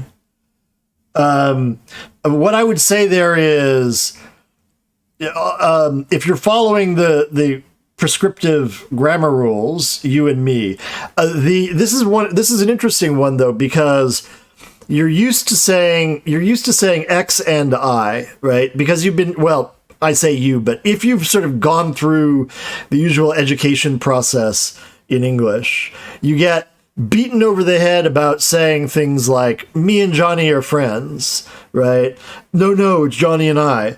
And so people, the rule that they interpret isn't the sort of detailed one that the teachers want them to learn, but just it's always X and I. And so you will hear lots of people say between you and I. Okay? This is the case. So between us, right? I think Mickey mentioned that. Just between us, between is a preposition. Pronouns that are objects of prepositions take the objective case. So it should be in standard written English between you and me or between us, right? Now, it's me. What was your judgment on it's me? I mean, obviously 2 and 3 are meant as contrasts, right? I saw some of you saying that you didn't like number 3, right? It's me because it's an object. Okay. Please let number 3 be okay. Okay. Well, it depends. So she's a subject, but her, she, me are not actually objects. They are what are called in traditional grammar subject complements. Is to be is a linking verb. Join your group. Now, Skizzle! Are you sure? Welcome back to the aviary. 5 months. Hello. How you doing? So the formally correct way that they want you to do it. So the logic is, because it's a subject complement, the logic is it ought to be in the same case as the subject. And that is true for Latin. That is correct of Latin grammar. And this is something that has sort of been imported by the school books on the assumption that, well, if Latin does it that way, then we should do it that way too. So it is I, this is she, is what the traditional school books want you to say here, right? And therefore, this is why Kiwi and other people, you may have been taught to answer the phone, right? Is so-and-so, is Kiwi there? This is she, right? That's the sort of formal way to do it, right? But if you think about it, I mean, other than a kind of formal situation, would you ever use that? I mean, like imagine number 2. You call your significant other up. Hey, honey, it is I. All right, Davey. Thanks for hanging out. Appreciate it. Get some good sleep. Yeah, I mean, if you said that to your significant other, there's a reasonable chance you would not have a significant other for very long, unless you said it like, tis I, you sound like a Dudley Do-Right out of, like, tis I, come to save the day, right?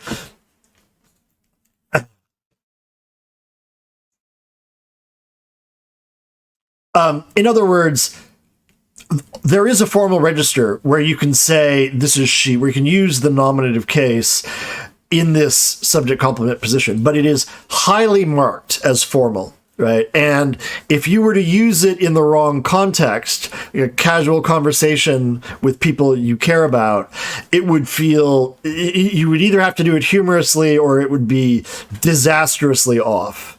Okay. Now, your judgments on number 4 are very interesting. You all want to use who, right?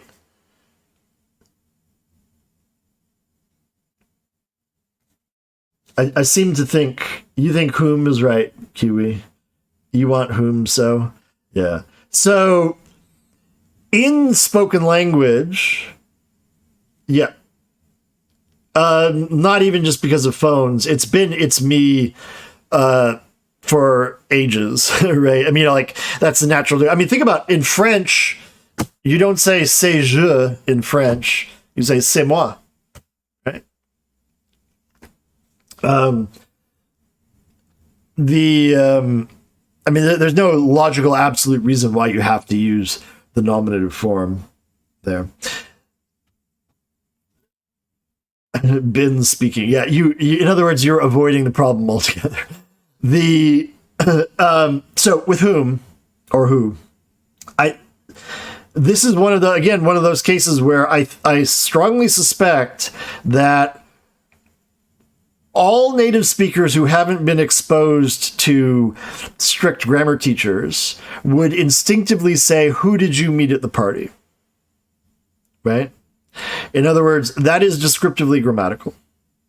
However, who is the subject form of that pronoun? Who is equivalent to he, she, they, something. Whom is the object form of that pronoun? It's equivalent to him, them. I mean, if it helps you mnemonically to remember it, the M's all go together. So him, them, whom, right? So whom is the object form? Now notice, this is a question. The subject of this question is you. Whom is the object? Did you meet them at the party? Right? So in formal traditional terms, whom did you meet at the party is the traditionally right form. However, practically speaking, you should not ask this question phrased this way in any kind of casual conversation, right? There was a case, you guys, I don't know if any of you are old enough to remember this, but when George Bush, the first George Bush, was running for president, he had a campaign slogan, "Who do you trust?" And some pedants were complaining, oh, it should be whom do you trust? That's incorrect. But imagine, like, how disastrously bad it would have been for Bush's campaign. Bush already had the attitude of being an elite Yale type, of asking, whom do you trust? Right? Well, not an asshole who uses whom, that's for sure. Right? Kiwi, thank you so much for that gift sub to Emmy. Emmy, welcome to the aviary. Enjoy the emotes. Yeah, who are you going to call? Whom are you going to call? Just doesn't have the same, flow off the tongue, does it?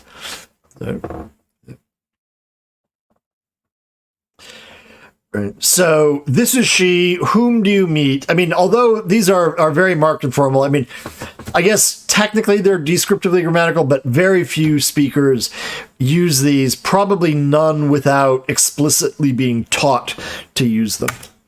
Right. All right.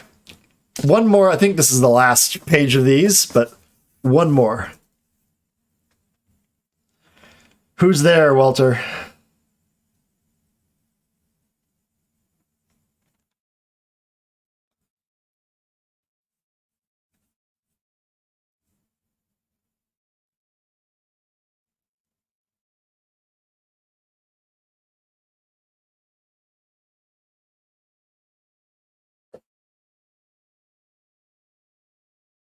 I'm going to get fooled again.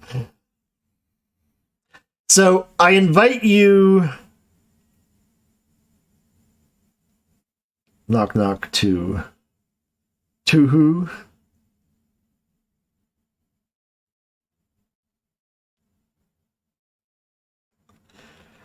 I invite you to think about these in terms of regional varieties of English.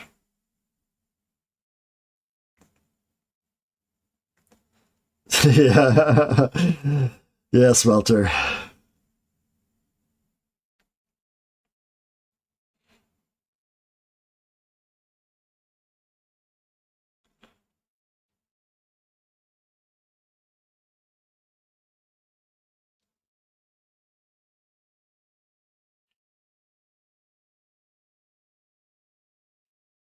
Are you from Philadelphia, Kiwi?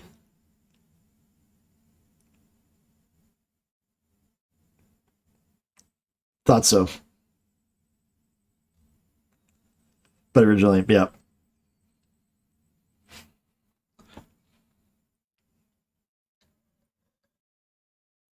All right. I know there's a lot of hatred going on these. So, these are all... Well, okay, so number one, Ben said you wouldn't get run out of town with it. How's everybody feel about number one?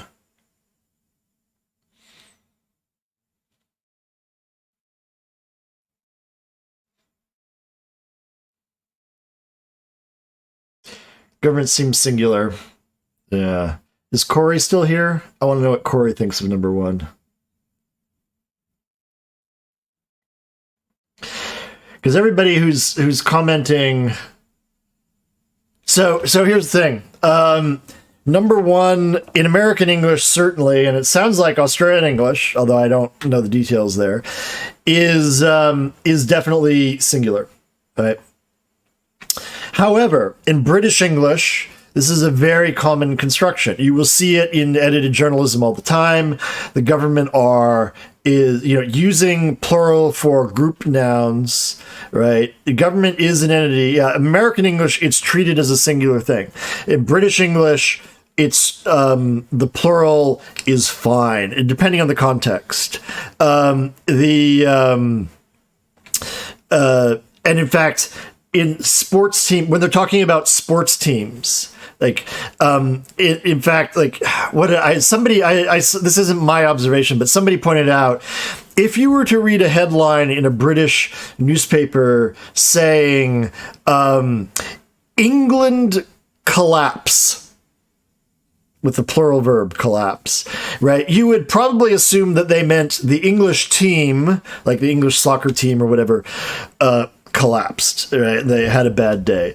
If you read England collapses, that would be the country is collapsing, right? But in standard British English, like in received, like standard British English, the R is fine. For Americans, it seems very odd, right? We have a strong preference for the singular for almost all collective nouns. There are only a handful of collective nouns in American English that are always plural. And they're so common that you probably never even really think about them. I mean, the two that I can think of immediately are people, right? People are, and police, right? The police are here, not the police is here, right?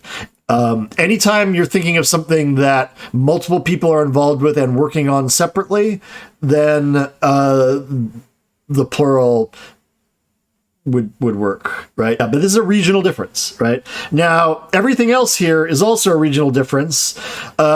Clearly, most of you are not, except for Kiwi, none of you are from the regions where these are used, right? I could loan you the money. Could. This is very characteristic of certain Southern American English varieties, especially places like North Carolina, that sort of thing. That extra modal verb could expresses an extra degree of uncertainty. So could is very tentative. Like, yeah, there's an outside chance that I might loan you the money. Right. Hank watches a lot of TV anymore. Anybody okay with that one in their general construction?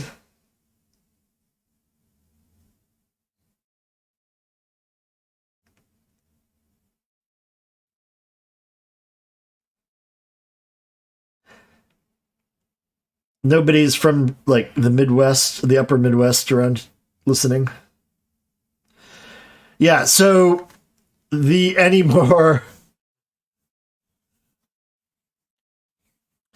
So anymore normally functions, okay, in standard English and in most varieties of English.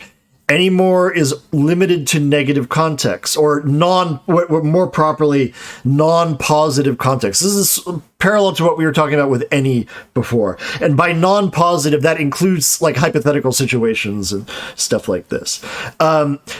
However, in a lot of places in the Midwest, that different. So we would say, you could easily say Hank doesn't watch a lot of TV anymore, right? That's perfectly fine in most varieties of English. But for people from the Midwest of the US, this positive anymore is sort of a characteristic feature of the language.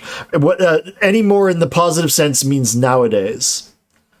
But this is a dialect, this is a regional dialect form, right? I'm not suggesting you add it to your language unless you're living in Chicago or something like that, Right. Yeah. These days, exactly, Kiwi. Right. Nowadays, Hank watches a lot of TV these days. Right. Now, Kiwi was fine originally with number 4. And that's why I asked if she was from Pittsburgh, because this is a very characteristic construction from the Pittsburgh area. Needs washed. Everybody else says needs to be washed, right? Using the washed, yeah, or needs washing, yeah, either one, but not needs washed without, just the reduced particle, is exactly right. This is a that you used to be with love Philly. Yeah, exactly. Needs to be washed. Yeah, exactly. But if you're in Pennsylvania, the needs washed construction is extremely common, right? Or and it's not just the car. It's not just with needs washed, but needs corrected instead of needs correcting or whatever it might be. So if you have zero issues with you, it's because that's your regional dialect. But people outside of it, it's not standard English, right? Happened she were wearing a mask. Nobody, we don't have any, it's too late at night for Brits. I wish there were more Brits in the stream. I'd like to ask. The last 2 are British regional English, right? Yeah. It happened that she was wearing a mask, right? She were, using invariant were, is very common in a number of different places. This one in particular is like Northern English, Northern British English. It's like another thing. That's going to rain tomorrow. Also probably sounds really bizarre to all of you, unless you're from like East Anglia, where using that instead of it there is extremely common, right? So every single one of these is kind of feels weird to most of you, right? But in regional varieties, they are perfectly descriptively grammatical, right?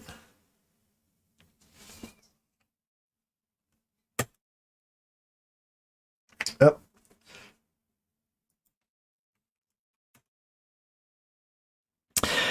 All right. Switching topics a little bit. I'll give you a minute to take in this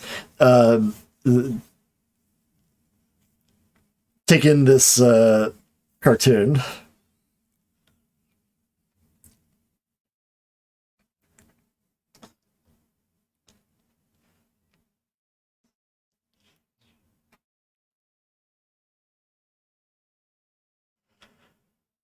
All of these are, well, four of the 5 corrections are ordinary. Well, I mean, you could say all of them are prescriptively grammatical in the sense that people will try to tell you to change them. The question is, which of these are well-founded in standard written English, and which are bullshit? You'd say prawns, yeah. In American English, we would probably normally say shrimp, right? Shrimp is treated as a collective noun. Oh, none of these are prescriptively grammatical. Yeah, yes. And well, the first one, Emmy, on the previous slide, the government are considering the problem. That is prescriptively grammatical in British English. And even the American English books usually mention that situation, even though nobody in America ever really writes that way. Yeah, hurry and fast is fine. That's what I had in mind when I put the title above, the thing, incorrection, which is a term that sort of a coined word for a situation where someone corrects the language. Yeah, well, eat it shrimp. Yeah, it doesn't have the same language because their shrimp refers to individuals, right? So there it's being used as a count noun. So shrimps, multiple individual things, but eat shrimp, right, is different. If you're eating the shrimps, I don't know, there might be some problem there. Hurry and fast. Hurry in quickly. You just say hurry in, right? Now, so let's look at the others first. Let's come to the others. So today's special, apostrophe S, that's clearly standard. Their, T-H-E-I-R, that's the correct spelling, right? This could be yours, no apostrophe, fine. Hurry and fast, though, is like, okay, quickly would work, but here's the thing. Fast is an adverb, right? Think about it. You drive fast, right? You go fast, right? Fast is an adverb. There are there are not a large number of adverbs, but there are plenty of adverbs in English, especially common ones, that do not get their adverbness by adding an ly, right? Not every adverb ends in ly. So yeah, hurry in. So quickly is an unnecessary correction, right? I mean, it's not wrong in and of itself, but like you don't need it. Not everything that somebody will point out as being wrong actually is. All right. You will find from time to time, hey, burritos, how's it going? Good to see you. From time to time, you will find grammar books, not very well written grammar books, but you will find grammar books that tell you bullshit stuff. To explain what's going on here, I have to give you a little bit of background, and that is a kind of error that people talk about in writing. It's called a dangling modifier, right? And the first sentence here is an authentic example, like from an actual newspaper, of a real dangling modifier. What's odd about that sentence? I do collect grammar book spins.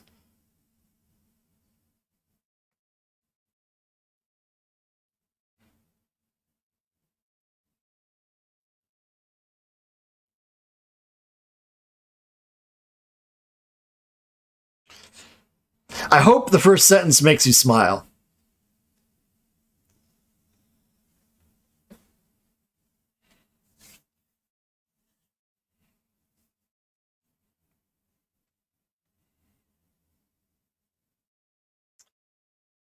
Oh, I'm so sorry to hear that, burritos. I'm glad you're negative, but that's terrible.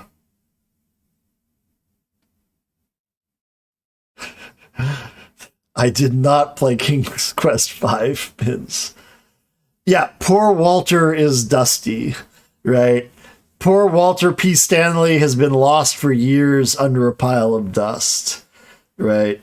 Exactly. Causes confusion about what they are talking about. So the way dangling modifiers are often described, I mean, there is like, well, the way they're often described is pretty bad. I have my own way of describing them, which is slightly different. But the way I like to think about it is, in that opening modifier there, after years of being lost under a pile of dust, there's there's a verb there. There's a verb form, being, which has an implied subject, right? What's being lost under the dust? When you have this kind of structure, right, you want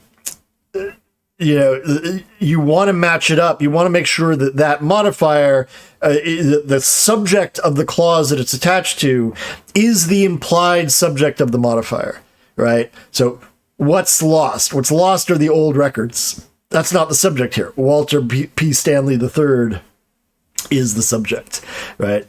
And this is a really common topic of a lot of usage books. Princeton Review, which is like a company that prepares like prep, students for test preparation, like SAT, ACT, that kind of stuff. They have a book, Grammar Smart. I actually found this years ago Lost is the main verb. Yeah, you're right, so goes, but being is a verb form, right? What we're talking about is the verb form. It's a participle, which is a form of the verb.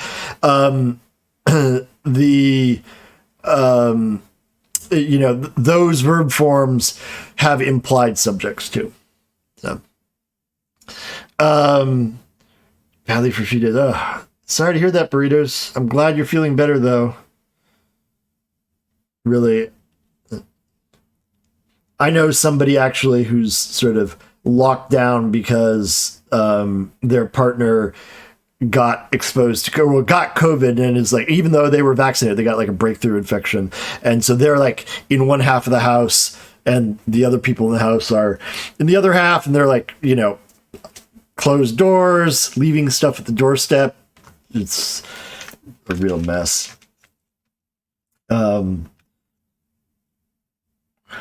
Yeah, exactly. Or you could just move it, right? Walter P. Stanley found all the old records of the Bangor Clause, or just add they after they had been lost for years under a pile of dust, right? There's a lot of different ways you can fix this, right? But you do have to do a bit of rewriting. Simply moving it around usually doesn't fix the problem, okay? So that's the basic idea behind dangling modifier, right? Now, this book, this Princeton Review book, doesn't have a named author, so just probably written by committee, claims that that they found this example. This is just a quote from them. Hey, no worries, breeders.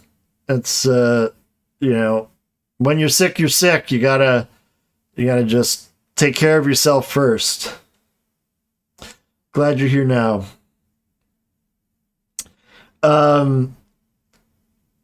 So an ad for natural Ultra Plus pads. So incredibly thin, you'll never know it's there. See the misplaced modifier? They mean dangling modifier. They wrote misplaced. That's a separate error, but I'm not going to get into that. What follows the comma should be what's so incredibly thin. But the pad is incredibly thin, not you. Now, this might not be obvious. There is nothing wrong with the sentence, Emmy. It is not a dangling modifier. This is an elliptical version. So incredibly thin is not the same kind of like participial or gerund phrase that we have in the authentic dangling modifier example. What it is a comparative clause. This is an elliptical sentence. They've elliptical in the sense that they've left out certain words. If we spell it out in full, it's the pads, or it is so incredibly thin, you will never know it's there, right? The comma, in other words, is not there to separate a modifier from the main part of the sentence. It's there to mark the absence of that, and the comparative structure. The people writing the book don't know enough grammar to accurately diagnose what is a dangling modifier and what is a comparative structure. And two, they are so caught up in mechanically applying this rule that they don't even ask whether there is any sort of sensible, other way of doing it. It's just, it must violate the rule, right? They're looking mechanically at the pattern and do it, right? So, yeah, it is fine. So there's no issues at all with it.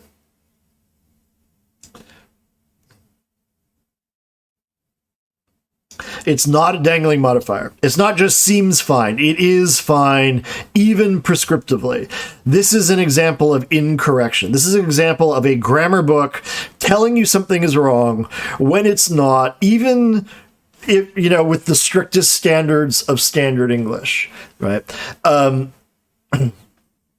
Hopefully, and by the way, that is another word that usage books sometimes don't like. Hopefully, by the time we will get through this course, you will have enough confidence to, make these sorts of judgments yourself. You can't have grammar with no syntax. Yeah, exactly. You will. We're going to learn syntax. We're going to learn real syntax. Thank you, Emmy. I saw that.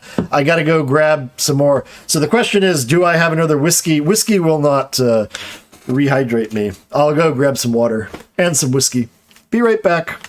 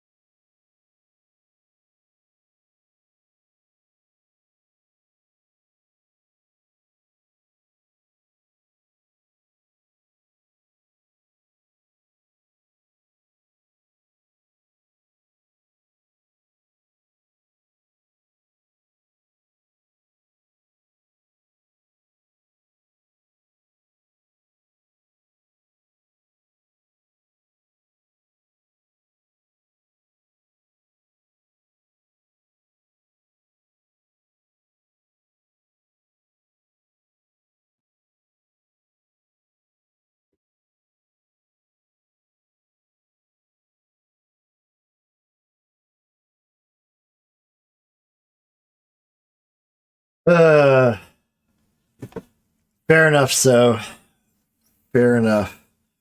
All right. There you go, Emmy. Thank you for that. I have indeed been talking a lot. There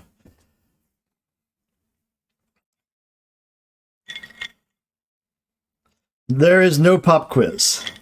Do not worry about that. I'm not gonna, some people were saying they want some homework, so I'm not gonna give you homework tonight, but I'll have some ready for those who want it for next time, but we're not gonna hold you to it. Okay, so we're talking a lot about error. A couple other things I want to emphasize here. Standard English is not the same thing. It's not identical with good English. Read the Dan Quayle quote. Tell me what you think of it.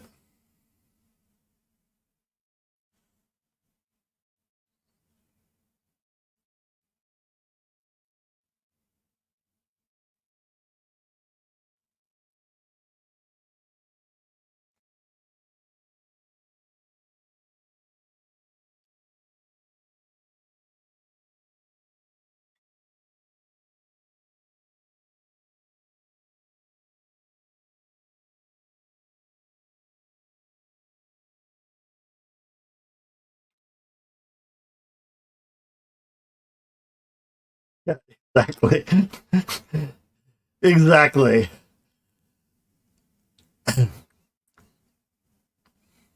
There you go. I mean, look, that sentence is perfectly standard English, right? It's also utter nonsense. I mean, I think we're on an irreversible trend, but that could change, right? Now, what do you think about the second one? Which, by the way, if you're not familiar with Jessamine Ward, she's a great author. Salvage the Bones is a great book.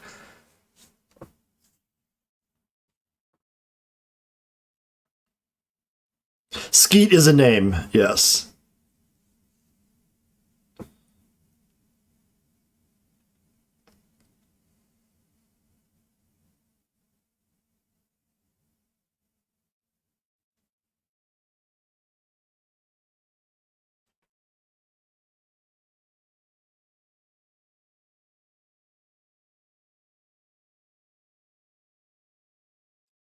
The second one gives you a headache. Interesting. I'm gonna. Hey, Alec, how's it going? We're doing grammar teaching. We're doing grammar class today. I love this one too. I'm not going to try to read this in any kind of other than my own accent, but listen to the rhythm here. If she come back, Skeet, ain't like she gonna leave again, I say. I mean, if she come back, ain't like. Non-standard English. Ain't no if. Skeeter rubs his head from his neck to the crown of his skin. Is like, neck from his neck, the crown of his skin, like his skin is a t-shirt, he could pull off and over his, that should read skull, I mistyped that. Like he could pull who he is off and become something else. Like he could shed his human shape in the dark, be hatched a great gleaming pit, black to China's white, and run off into what's left of the woods, follow the line of the creek, and find China sniffing at the bole of an oak tree, filled with quivering squirrels, or sniffing at the earth, at the rabbits between the waters. Not if, when. Now, I'm not going to explain the context to this. This comes from very late in the book, and it would be more comprehensible if I gave you the background. However, that's not my point of showing it. That rhythm is impeccable. That is good prose, right? It has balance, it has flow, it is communicatively expressive in a way that, in an intentional way, that the Dan Quayle quote is not. Yeah, it's lovely. And for those of you who don't know this book, Salvage the Bones, it's about this 12-year-old girl, African-American girl, and her family living in the immediate context in the days immediately before and during and after Hurricane Katrina. But, awesome book. Highly recommended. Very, very tough book. There's a lot of stuff going on. Boy Swallows Universe. Okay, Bins. Absolutely. Send me the reminder in Discord and I'll see about picking it up.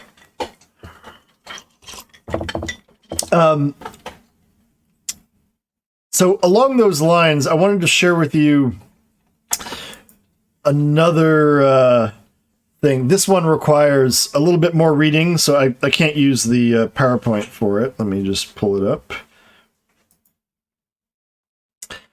All right. I've got two letters here, or two pieces of prose here. They're a little bit longer than anything we've looked at. The question is like, basically, what do we make of the style of this letter? And I'll just let you guys read it and come up with your own reactions before I say anything.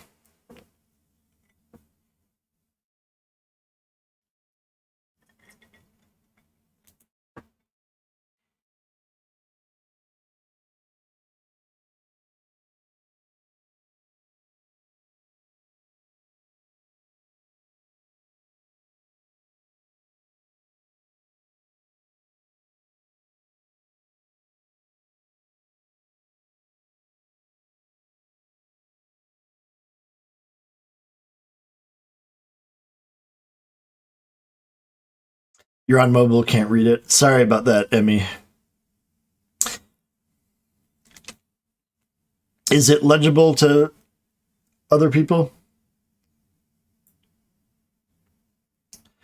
Can I make it bigger? I probably can, yes. Let's see.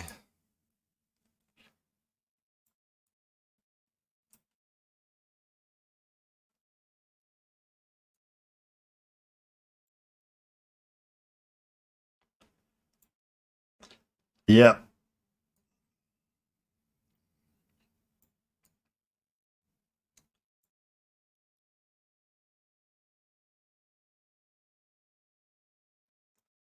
I think that's about as big as I can make it. I'll read bits of it. Yeah, say Bell Syndrome one more time. And so the fall quarter is coming to an end. Although this is not surprising in itself, the Bell Syndrome is. Think about that. Yeah, there's all kinds of weird things going on here, right? This is bad writing, right? This is from a college student, UCLA student. So presumably one who was able to get in, yep, put in big words to sound smart, exactly. But if you look at the actual content of what it's saying, like we can, if we work, we can follow the argument, right? The student has observed that grading on a bell curve means that, you know, automatically some students will be failing, you know, things like that, right? But notice how it is expressed, right? The fall quarter is coming to an end. Although this is not surprising in itself, why the hell would anyone think for a minute that the fall quarter ending would be surprising, right? This is the sort of reflexive, cliched tick that they have. It's like, it's a desperate attempt to link the observation about the fall quarter coming to an end with the Bell syndrome, right? Except purple prose, except boring, yes. They must become cognizants of the fact, so can't even use the right part of speech here, that those students succumb, that those students, I mean, if you read this out loud, you'll see the problem, that those students that succumb to the Bell syndrome has facilitated others to escape. This person has never read aloud a single word that he's written in his life, right? It is atrocious, right? And by the way, oh yeah, Mickey, I know exactly. I've been through exactly that. And by the way, for those of you who have to do any kind of writing, lock yourself in your bathroom or somewhere private and read aloud what you have written before you turn it in. It will turn up so many issues, right? So much bad writing is simply the result of nobody has ever spoken this aloud. You have no feel for the rhythm of your sentences, right? I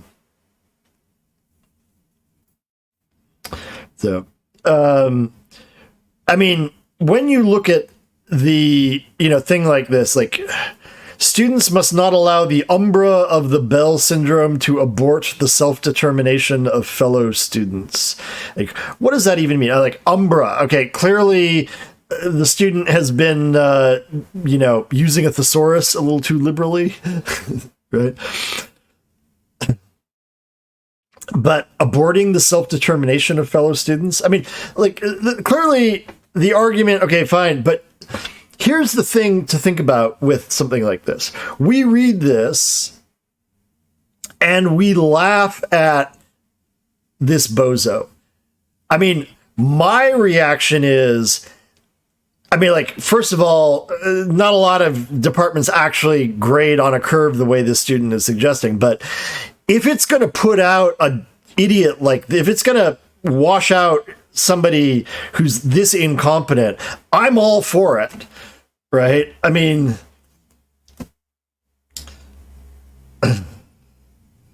uni students from America need to use Australian English in their papers? That sounds like a one-off sort of thing. I mean, this is a bad example, but it's not atypical. Like, I mean, this is an extreme one, but not so unusual that it surprises me to see it. Right now, the one interesting thing to think about in terms of this and style and how you present yourself is the traditional writing handbooks say that you should be clear, that you should, you know, reveal yourself, or things like that. But when I look at this, my reaction is the student has revealed himself. He's revealed himself to be a jackass, right? So, you know, be clear that that thing that writing books are always telling you, be clear, needs a lot of contextualization, right? When we're talking about being clear, you might as well just say, you know, be smart or something like that. This is very clear in a certain way, but it is unintentionally self-revealing. Oh, bins, I would love to see some of those. It'd be wonderful. Just throw a few mates in there, you'll be fine. Let me show you a second example of what would traditionally be called bad writing. Where's my... What the hell is going on here? Oh, okay. Yeah. All right. So this one's not by a student. This is by a obviously faculty member or president of university. Tell me what you think about this. Let me see if I can get more of it on screen here.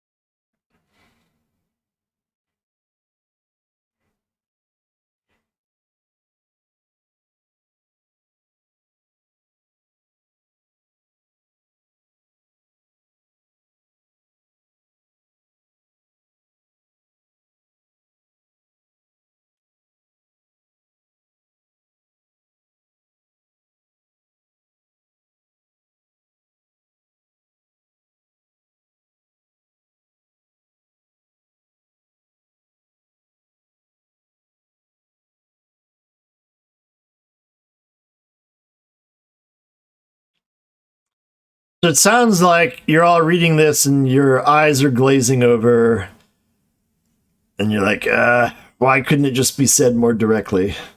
Is that a fair summary? All right, SG, thanks so much. Take care.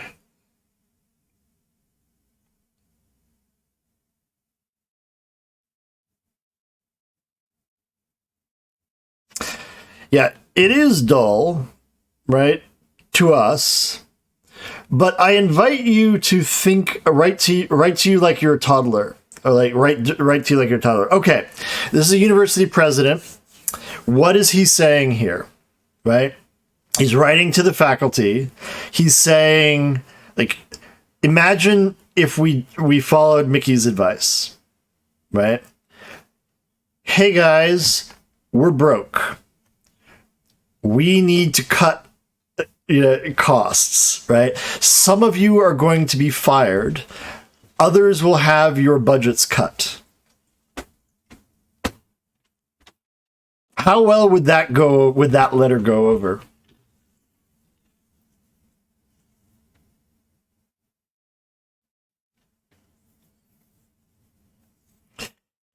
Yeah, your lulls are speaking volumes, right?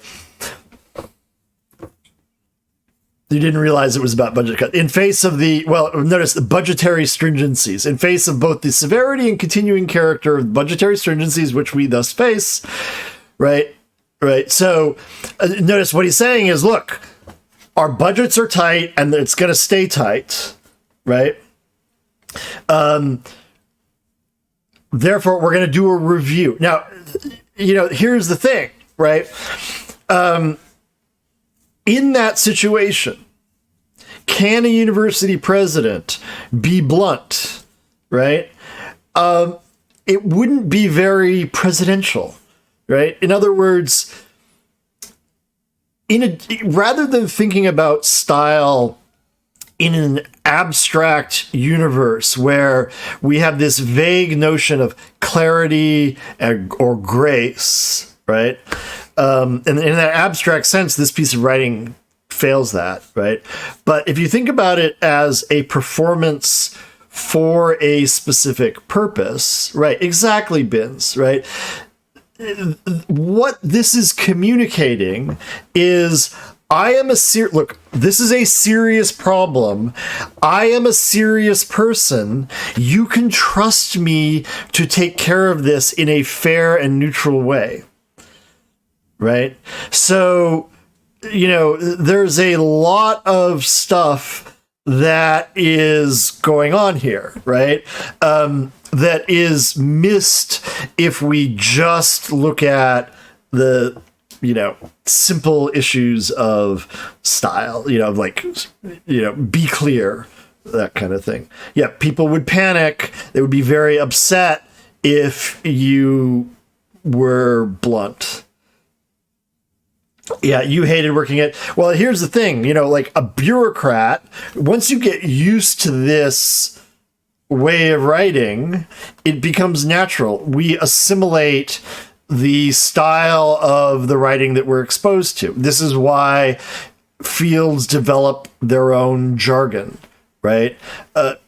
They have a particular purpose for it. It might be a purpose that outsiders find risible, but nonetheless, it is useful.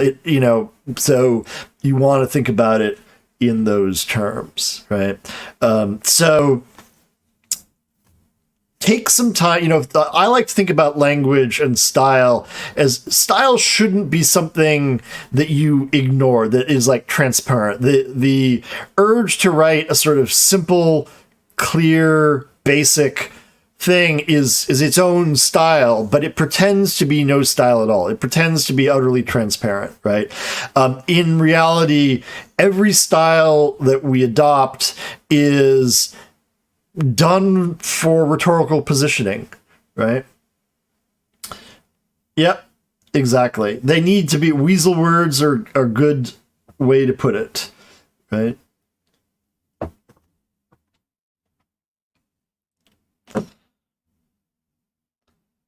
All right. Let's go back to what we were doing. All right. We are coming to the end of today.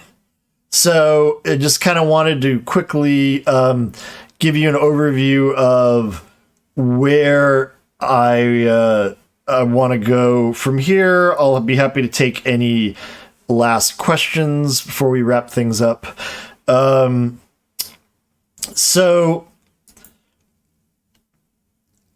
These topics are broad topics. This does not mean we're going to do 4 class topics, and we've already added one. We've already added word formation to it, but I want to sort of show you, give you an overview of how I'm going to try to develop this. How much detail I go into in each of these topics totally depends on you. We can go as deep into the rabbit hole as you all have patience for. In general, what you will find with a lot of grammar is the basics are pretty straightforward. But in order to get a really accurate account, you have to complicate things. And so after a certain point, things are going to get, intellectually rigorous, let's say, right? And I don't want to push you as a group past your point of patience. So if you are totally lost at something and just want the shallower thing, that's fine. The other thing that I want to point out about grammar in general is everything is linked together. There are all sorts of interconnections. And because I can't pour all of that information into your brains in a single go, we have to do this in iterations, right? We're going to have to do a simple view of a bunch of different things. Then when we get to something that complicates it, we'll have to go back to an earlier topic and revise it, right? I am not the Matrix. Exactly, Bins. Right. So we are going to start with lexical categories. In other words, what are traditionally called parts of speech. This will be an overview in certain respects, but there are certain ways in which the traditional parts of speech are problematic, the way that they're taught. And so I'm going to talk a little bit about some of the misconceptions that you can get and some of the categories that aren't normally taught to you in the K through 12 textbook scheme. Then we're going to develop a notion of phrase structure. Right? The way that linguistics deals with phrases is very different and more precise than the casual treatment of phrases. Once we get phrase structure, you will have some sense of some of the really fundamental building blocks of language and how things are put together. And, you'll start to be able to pick apart and analyze things. From phrases, we'll go on to bigger things, right? Clause, sentence structure. Once we get all of that under our belt, once we have those building blocks of language, we'll be able to talk about how they combine to form meaning. Right. Yes, it is different from TLU. I will try to give more TLU examples as we go. Right. And once we get into that intersection of grammar and meaning, we get into rhetorical grammar for it. And so those are my main things. I may do the word formation lesson before lexical categories or after. I'll probably do it after. Probably makes more sense to do it after. So next time we'll talk about parts of speech and what they are. And I'm really glad that you all have found this interesting. Yeah, you can definitely find, once you start much rejoicing. Learning this stuff. Oh, Kiwi, wow, 1,000 bits. Thank you so much. It's awesome. I did want to mention a few books. I had one example about the WLF ordering Ellie to lay her weapons on the ground. Fucking pool. I'll have to have a... This has nothing to do with grammar. A little to do with grammar. Maybe... Okay. I may not be able to work it into the next part of speech lesson, but I will work in curses as a part of speech, and we can talk about curse infixation or fucking insertion, as it's often called, and the fucking pool and stuff like that when we do parts of speech. So we'll see if I might not have time for that in the next stream, but we'll give it a shot. Right. Yeah. Curse infixation. This refers to the process where you stick a curse word in the middle of another word. Fan-fucking-tastic. Right. So fucking insertion. Or curse infixation, to be more polite about it. And there was much rejoicing. Hey, Walter, thank you for that 100 bits. I did want to mention a few resources. If you want a book, you might consider some of these. I haven't checked the prices recently. At once upon a time, they were all affordable, but they go in and out of print, things like that, so I'm not sure. Let me just describe to you why I picked these particular ones. Huddleston and Pullum, A Student's Introduction to English Grammar. So Huddleston and Pullum are the authors of the Cambridge Grammar of the English Language, which currently is the biggest... Boondock Saint fuck speech. That's a good suggestion, Polly. Definitely. Emmy. Sorry. Huddleston and Pullum wrote the standard reference grammar of English that's currently in use. That's the Cambridge Grammar of the English Language. That is like a $250 book. Unless you are super serious about it, I do not recommend that you buy it. I do have a copy on my shelf, though. And that they have been a huge influence in my own thinking about grammar. This book of theirs is the student is a college level, student, but it gives you a concise introduction to a more linguistically up-to-date version of grammar than you will find in a lot of the traditional grammar books. The Doing Grammar is a great book. It is a little bit more old-fashioned in the categories that it uses, but it's great. It's sort of halfway between a linguistically based account and a traditional account. Its great virtue is it shows you with abundant examples drawn from authentic English of how to analyze, and pick apart the various language. Oh, thank you, Chris. Thank you so much. Really appreciate the 100 bits. Martha Cullen's Rhetorical Grammar. This is the sort of stuff that this is focused on, that intersection between, grammar and style. It's actually very brief on the grammar. You kind of have to sort of already know what's going on to really make use of it, but it's quite a useful book. In terms of usage guides, my favorite, even though it's a little bit old now, and there was much is the Merriam-Webster Dictionary of English Usage. The thing that is separates this, thank you, Mickey, for those 10 bits. Really appreciate it. The thing that really separates the Merriam-Webster dictionary from your ordinary usage guide is that what they do is they basically survey, they read every other usage guide out there, and they sort of assimilate it all and come to a judgment on it and tell you what's up, right? So you can go to one source and see like, okay, there's been this disagreement on all these things. Is Christmas making noise in the background? I'll try to grab, I mean, she's not exactly the jump in your lap kind of cat, but I'll try to grab her for another stream. Yeah, it's written by dictionary people, but it's a usage guide, not a dictionary. Highly recommend that one. Most usage guides are, somewhat opinionated and give you just one perspective. I didn't put it down here, but a second usage, although it's a little bit on the conservative side for my taste, is Brian Garner's Modern English Usage. Right? That's another possibility. So if you're looking for sources, here are some recommendations. I could give you a lot more, but, that's what I'm doing. All right. This is, I do have a cat. The cat's name is Christmas. The dog's name is Kai. They're good buddies, sort of. At least Christmas likes to come up and harass Kai, and Kai sort of puts up with it. Does anyone have any final questions or comments before we wrap this up and find someone to raid?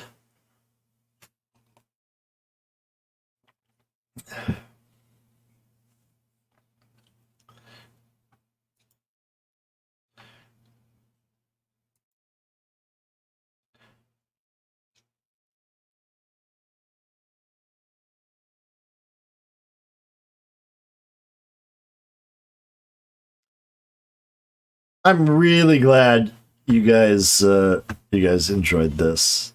I was worried that I would have like nobody showing up for this, but this is and there was much it's rejoicing. great. Best Emma stream. WLF and Seraphite speech. Ooh, interesting idea.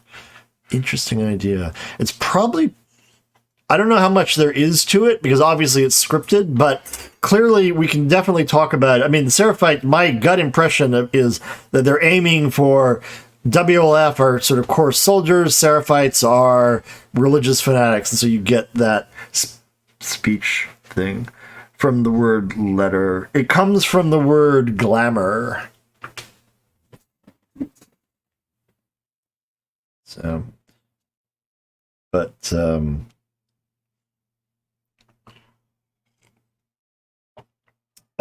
or sorry, I got that backwards. Glamour comes from grammar.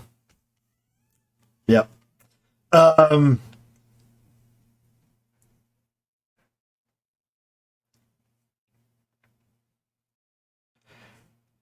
Yep. Keep eyes, keep watch. Yeah, keep eyes seems kind of weird. I don't know if that's biblical. I'd need to look that up and do a little research, but that is definitely an interesting thing. Like, what kinds of speech features have they tried to give them in order to characterize them? Right. Yeah. So when you said that, and I was immediately thinking of the word glamour, which comes from grammar, and I was just flipped it backwards in my head. So, okay, who should we raid? We've got Bonk is playing Hollow Knight. Phoenix is practicing The Last of Us. I haven't raided Bonk in a while. Do we want to see Hollow Knight?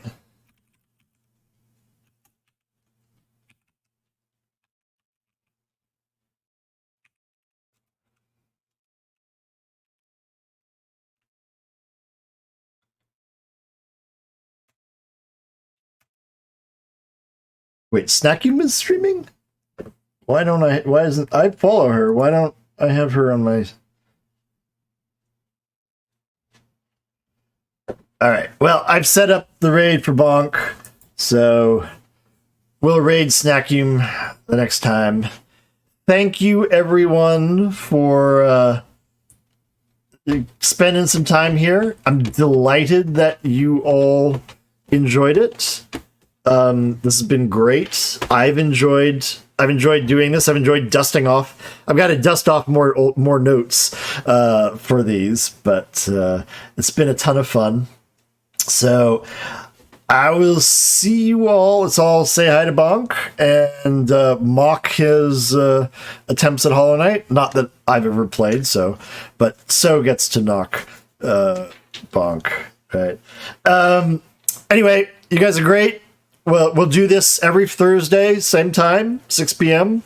I might, if there's a lot of interest, I might consider another day, like a Sunday or something like that. But if so, let's talk about that in my Discord channel. Until next week, take care, everyone. Bye-bye.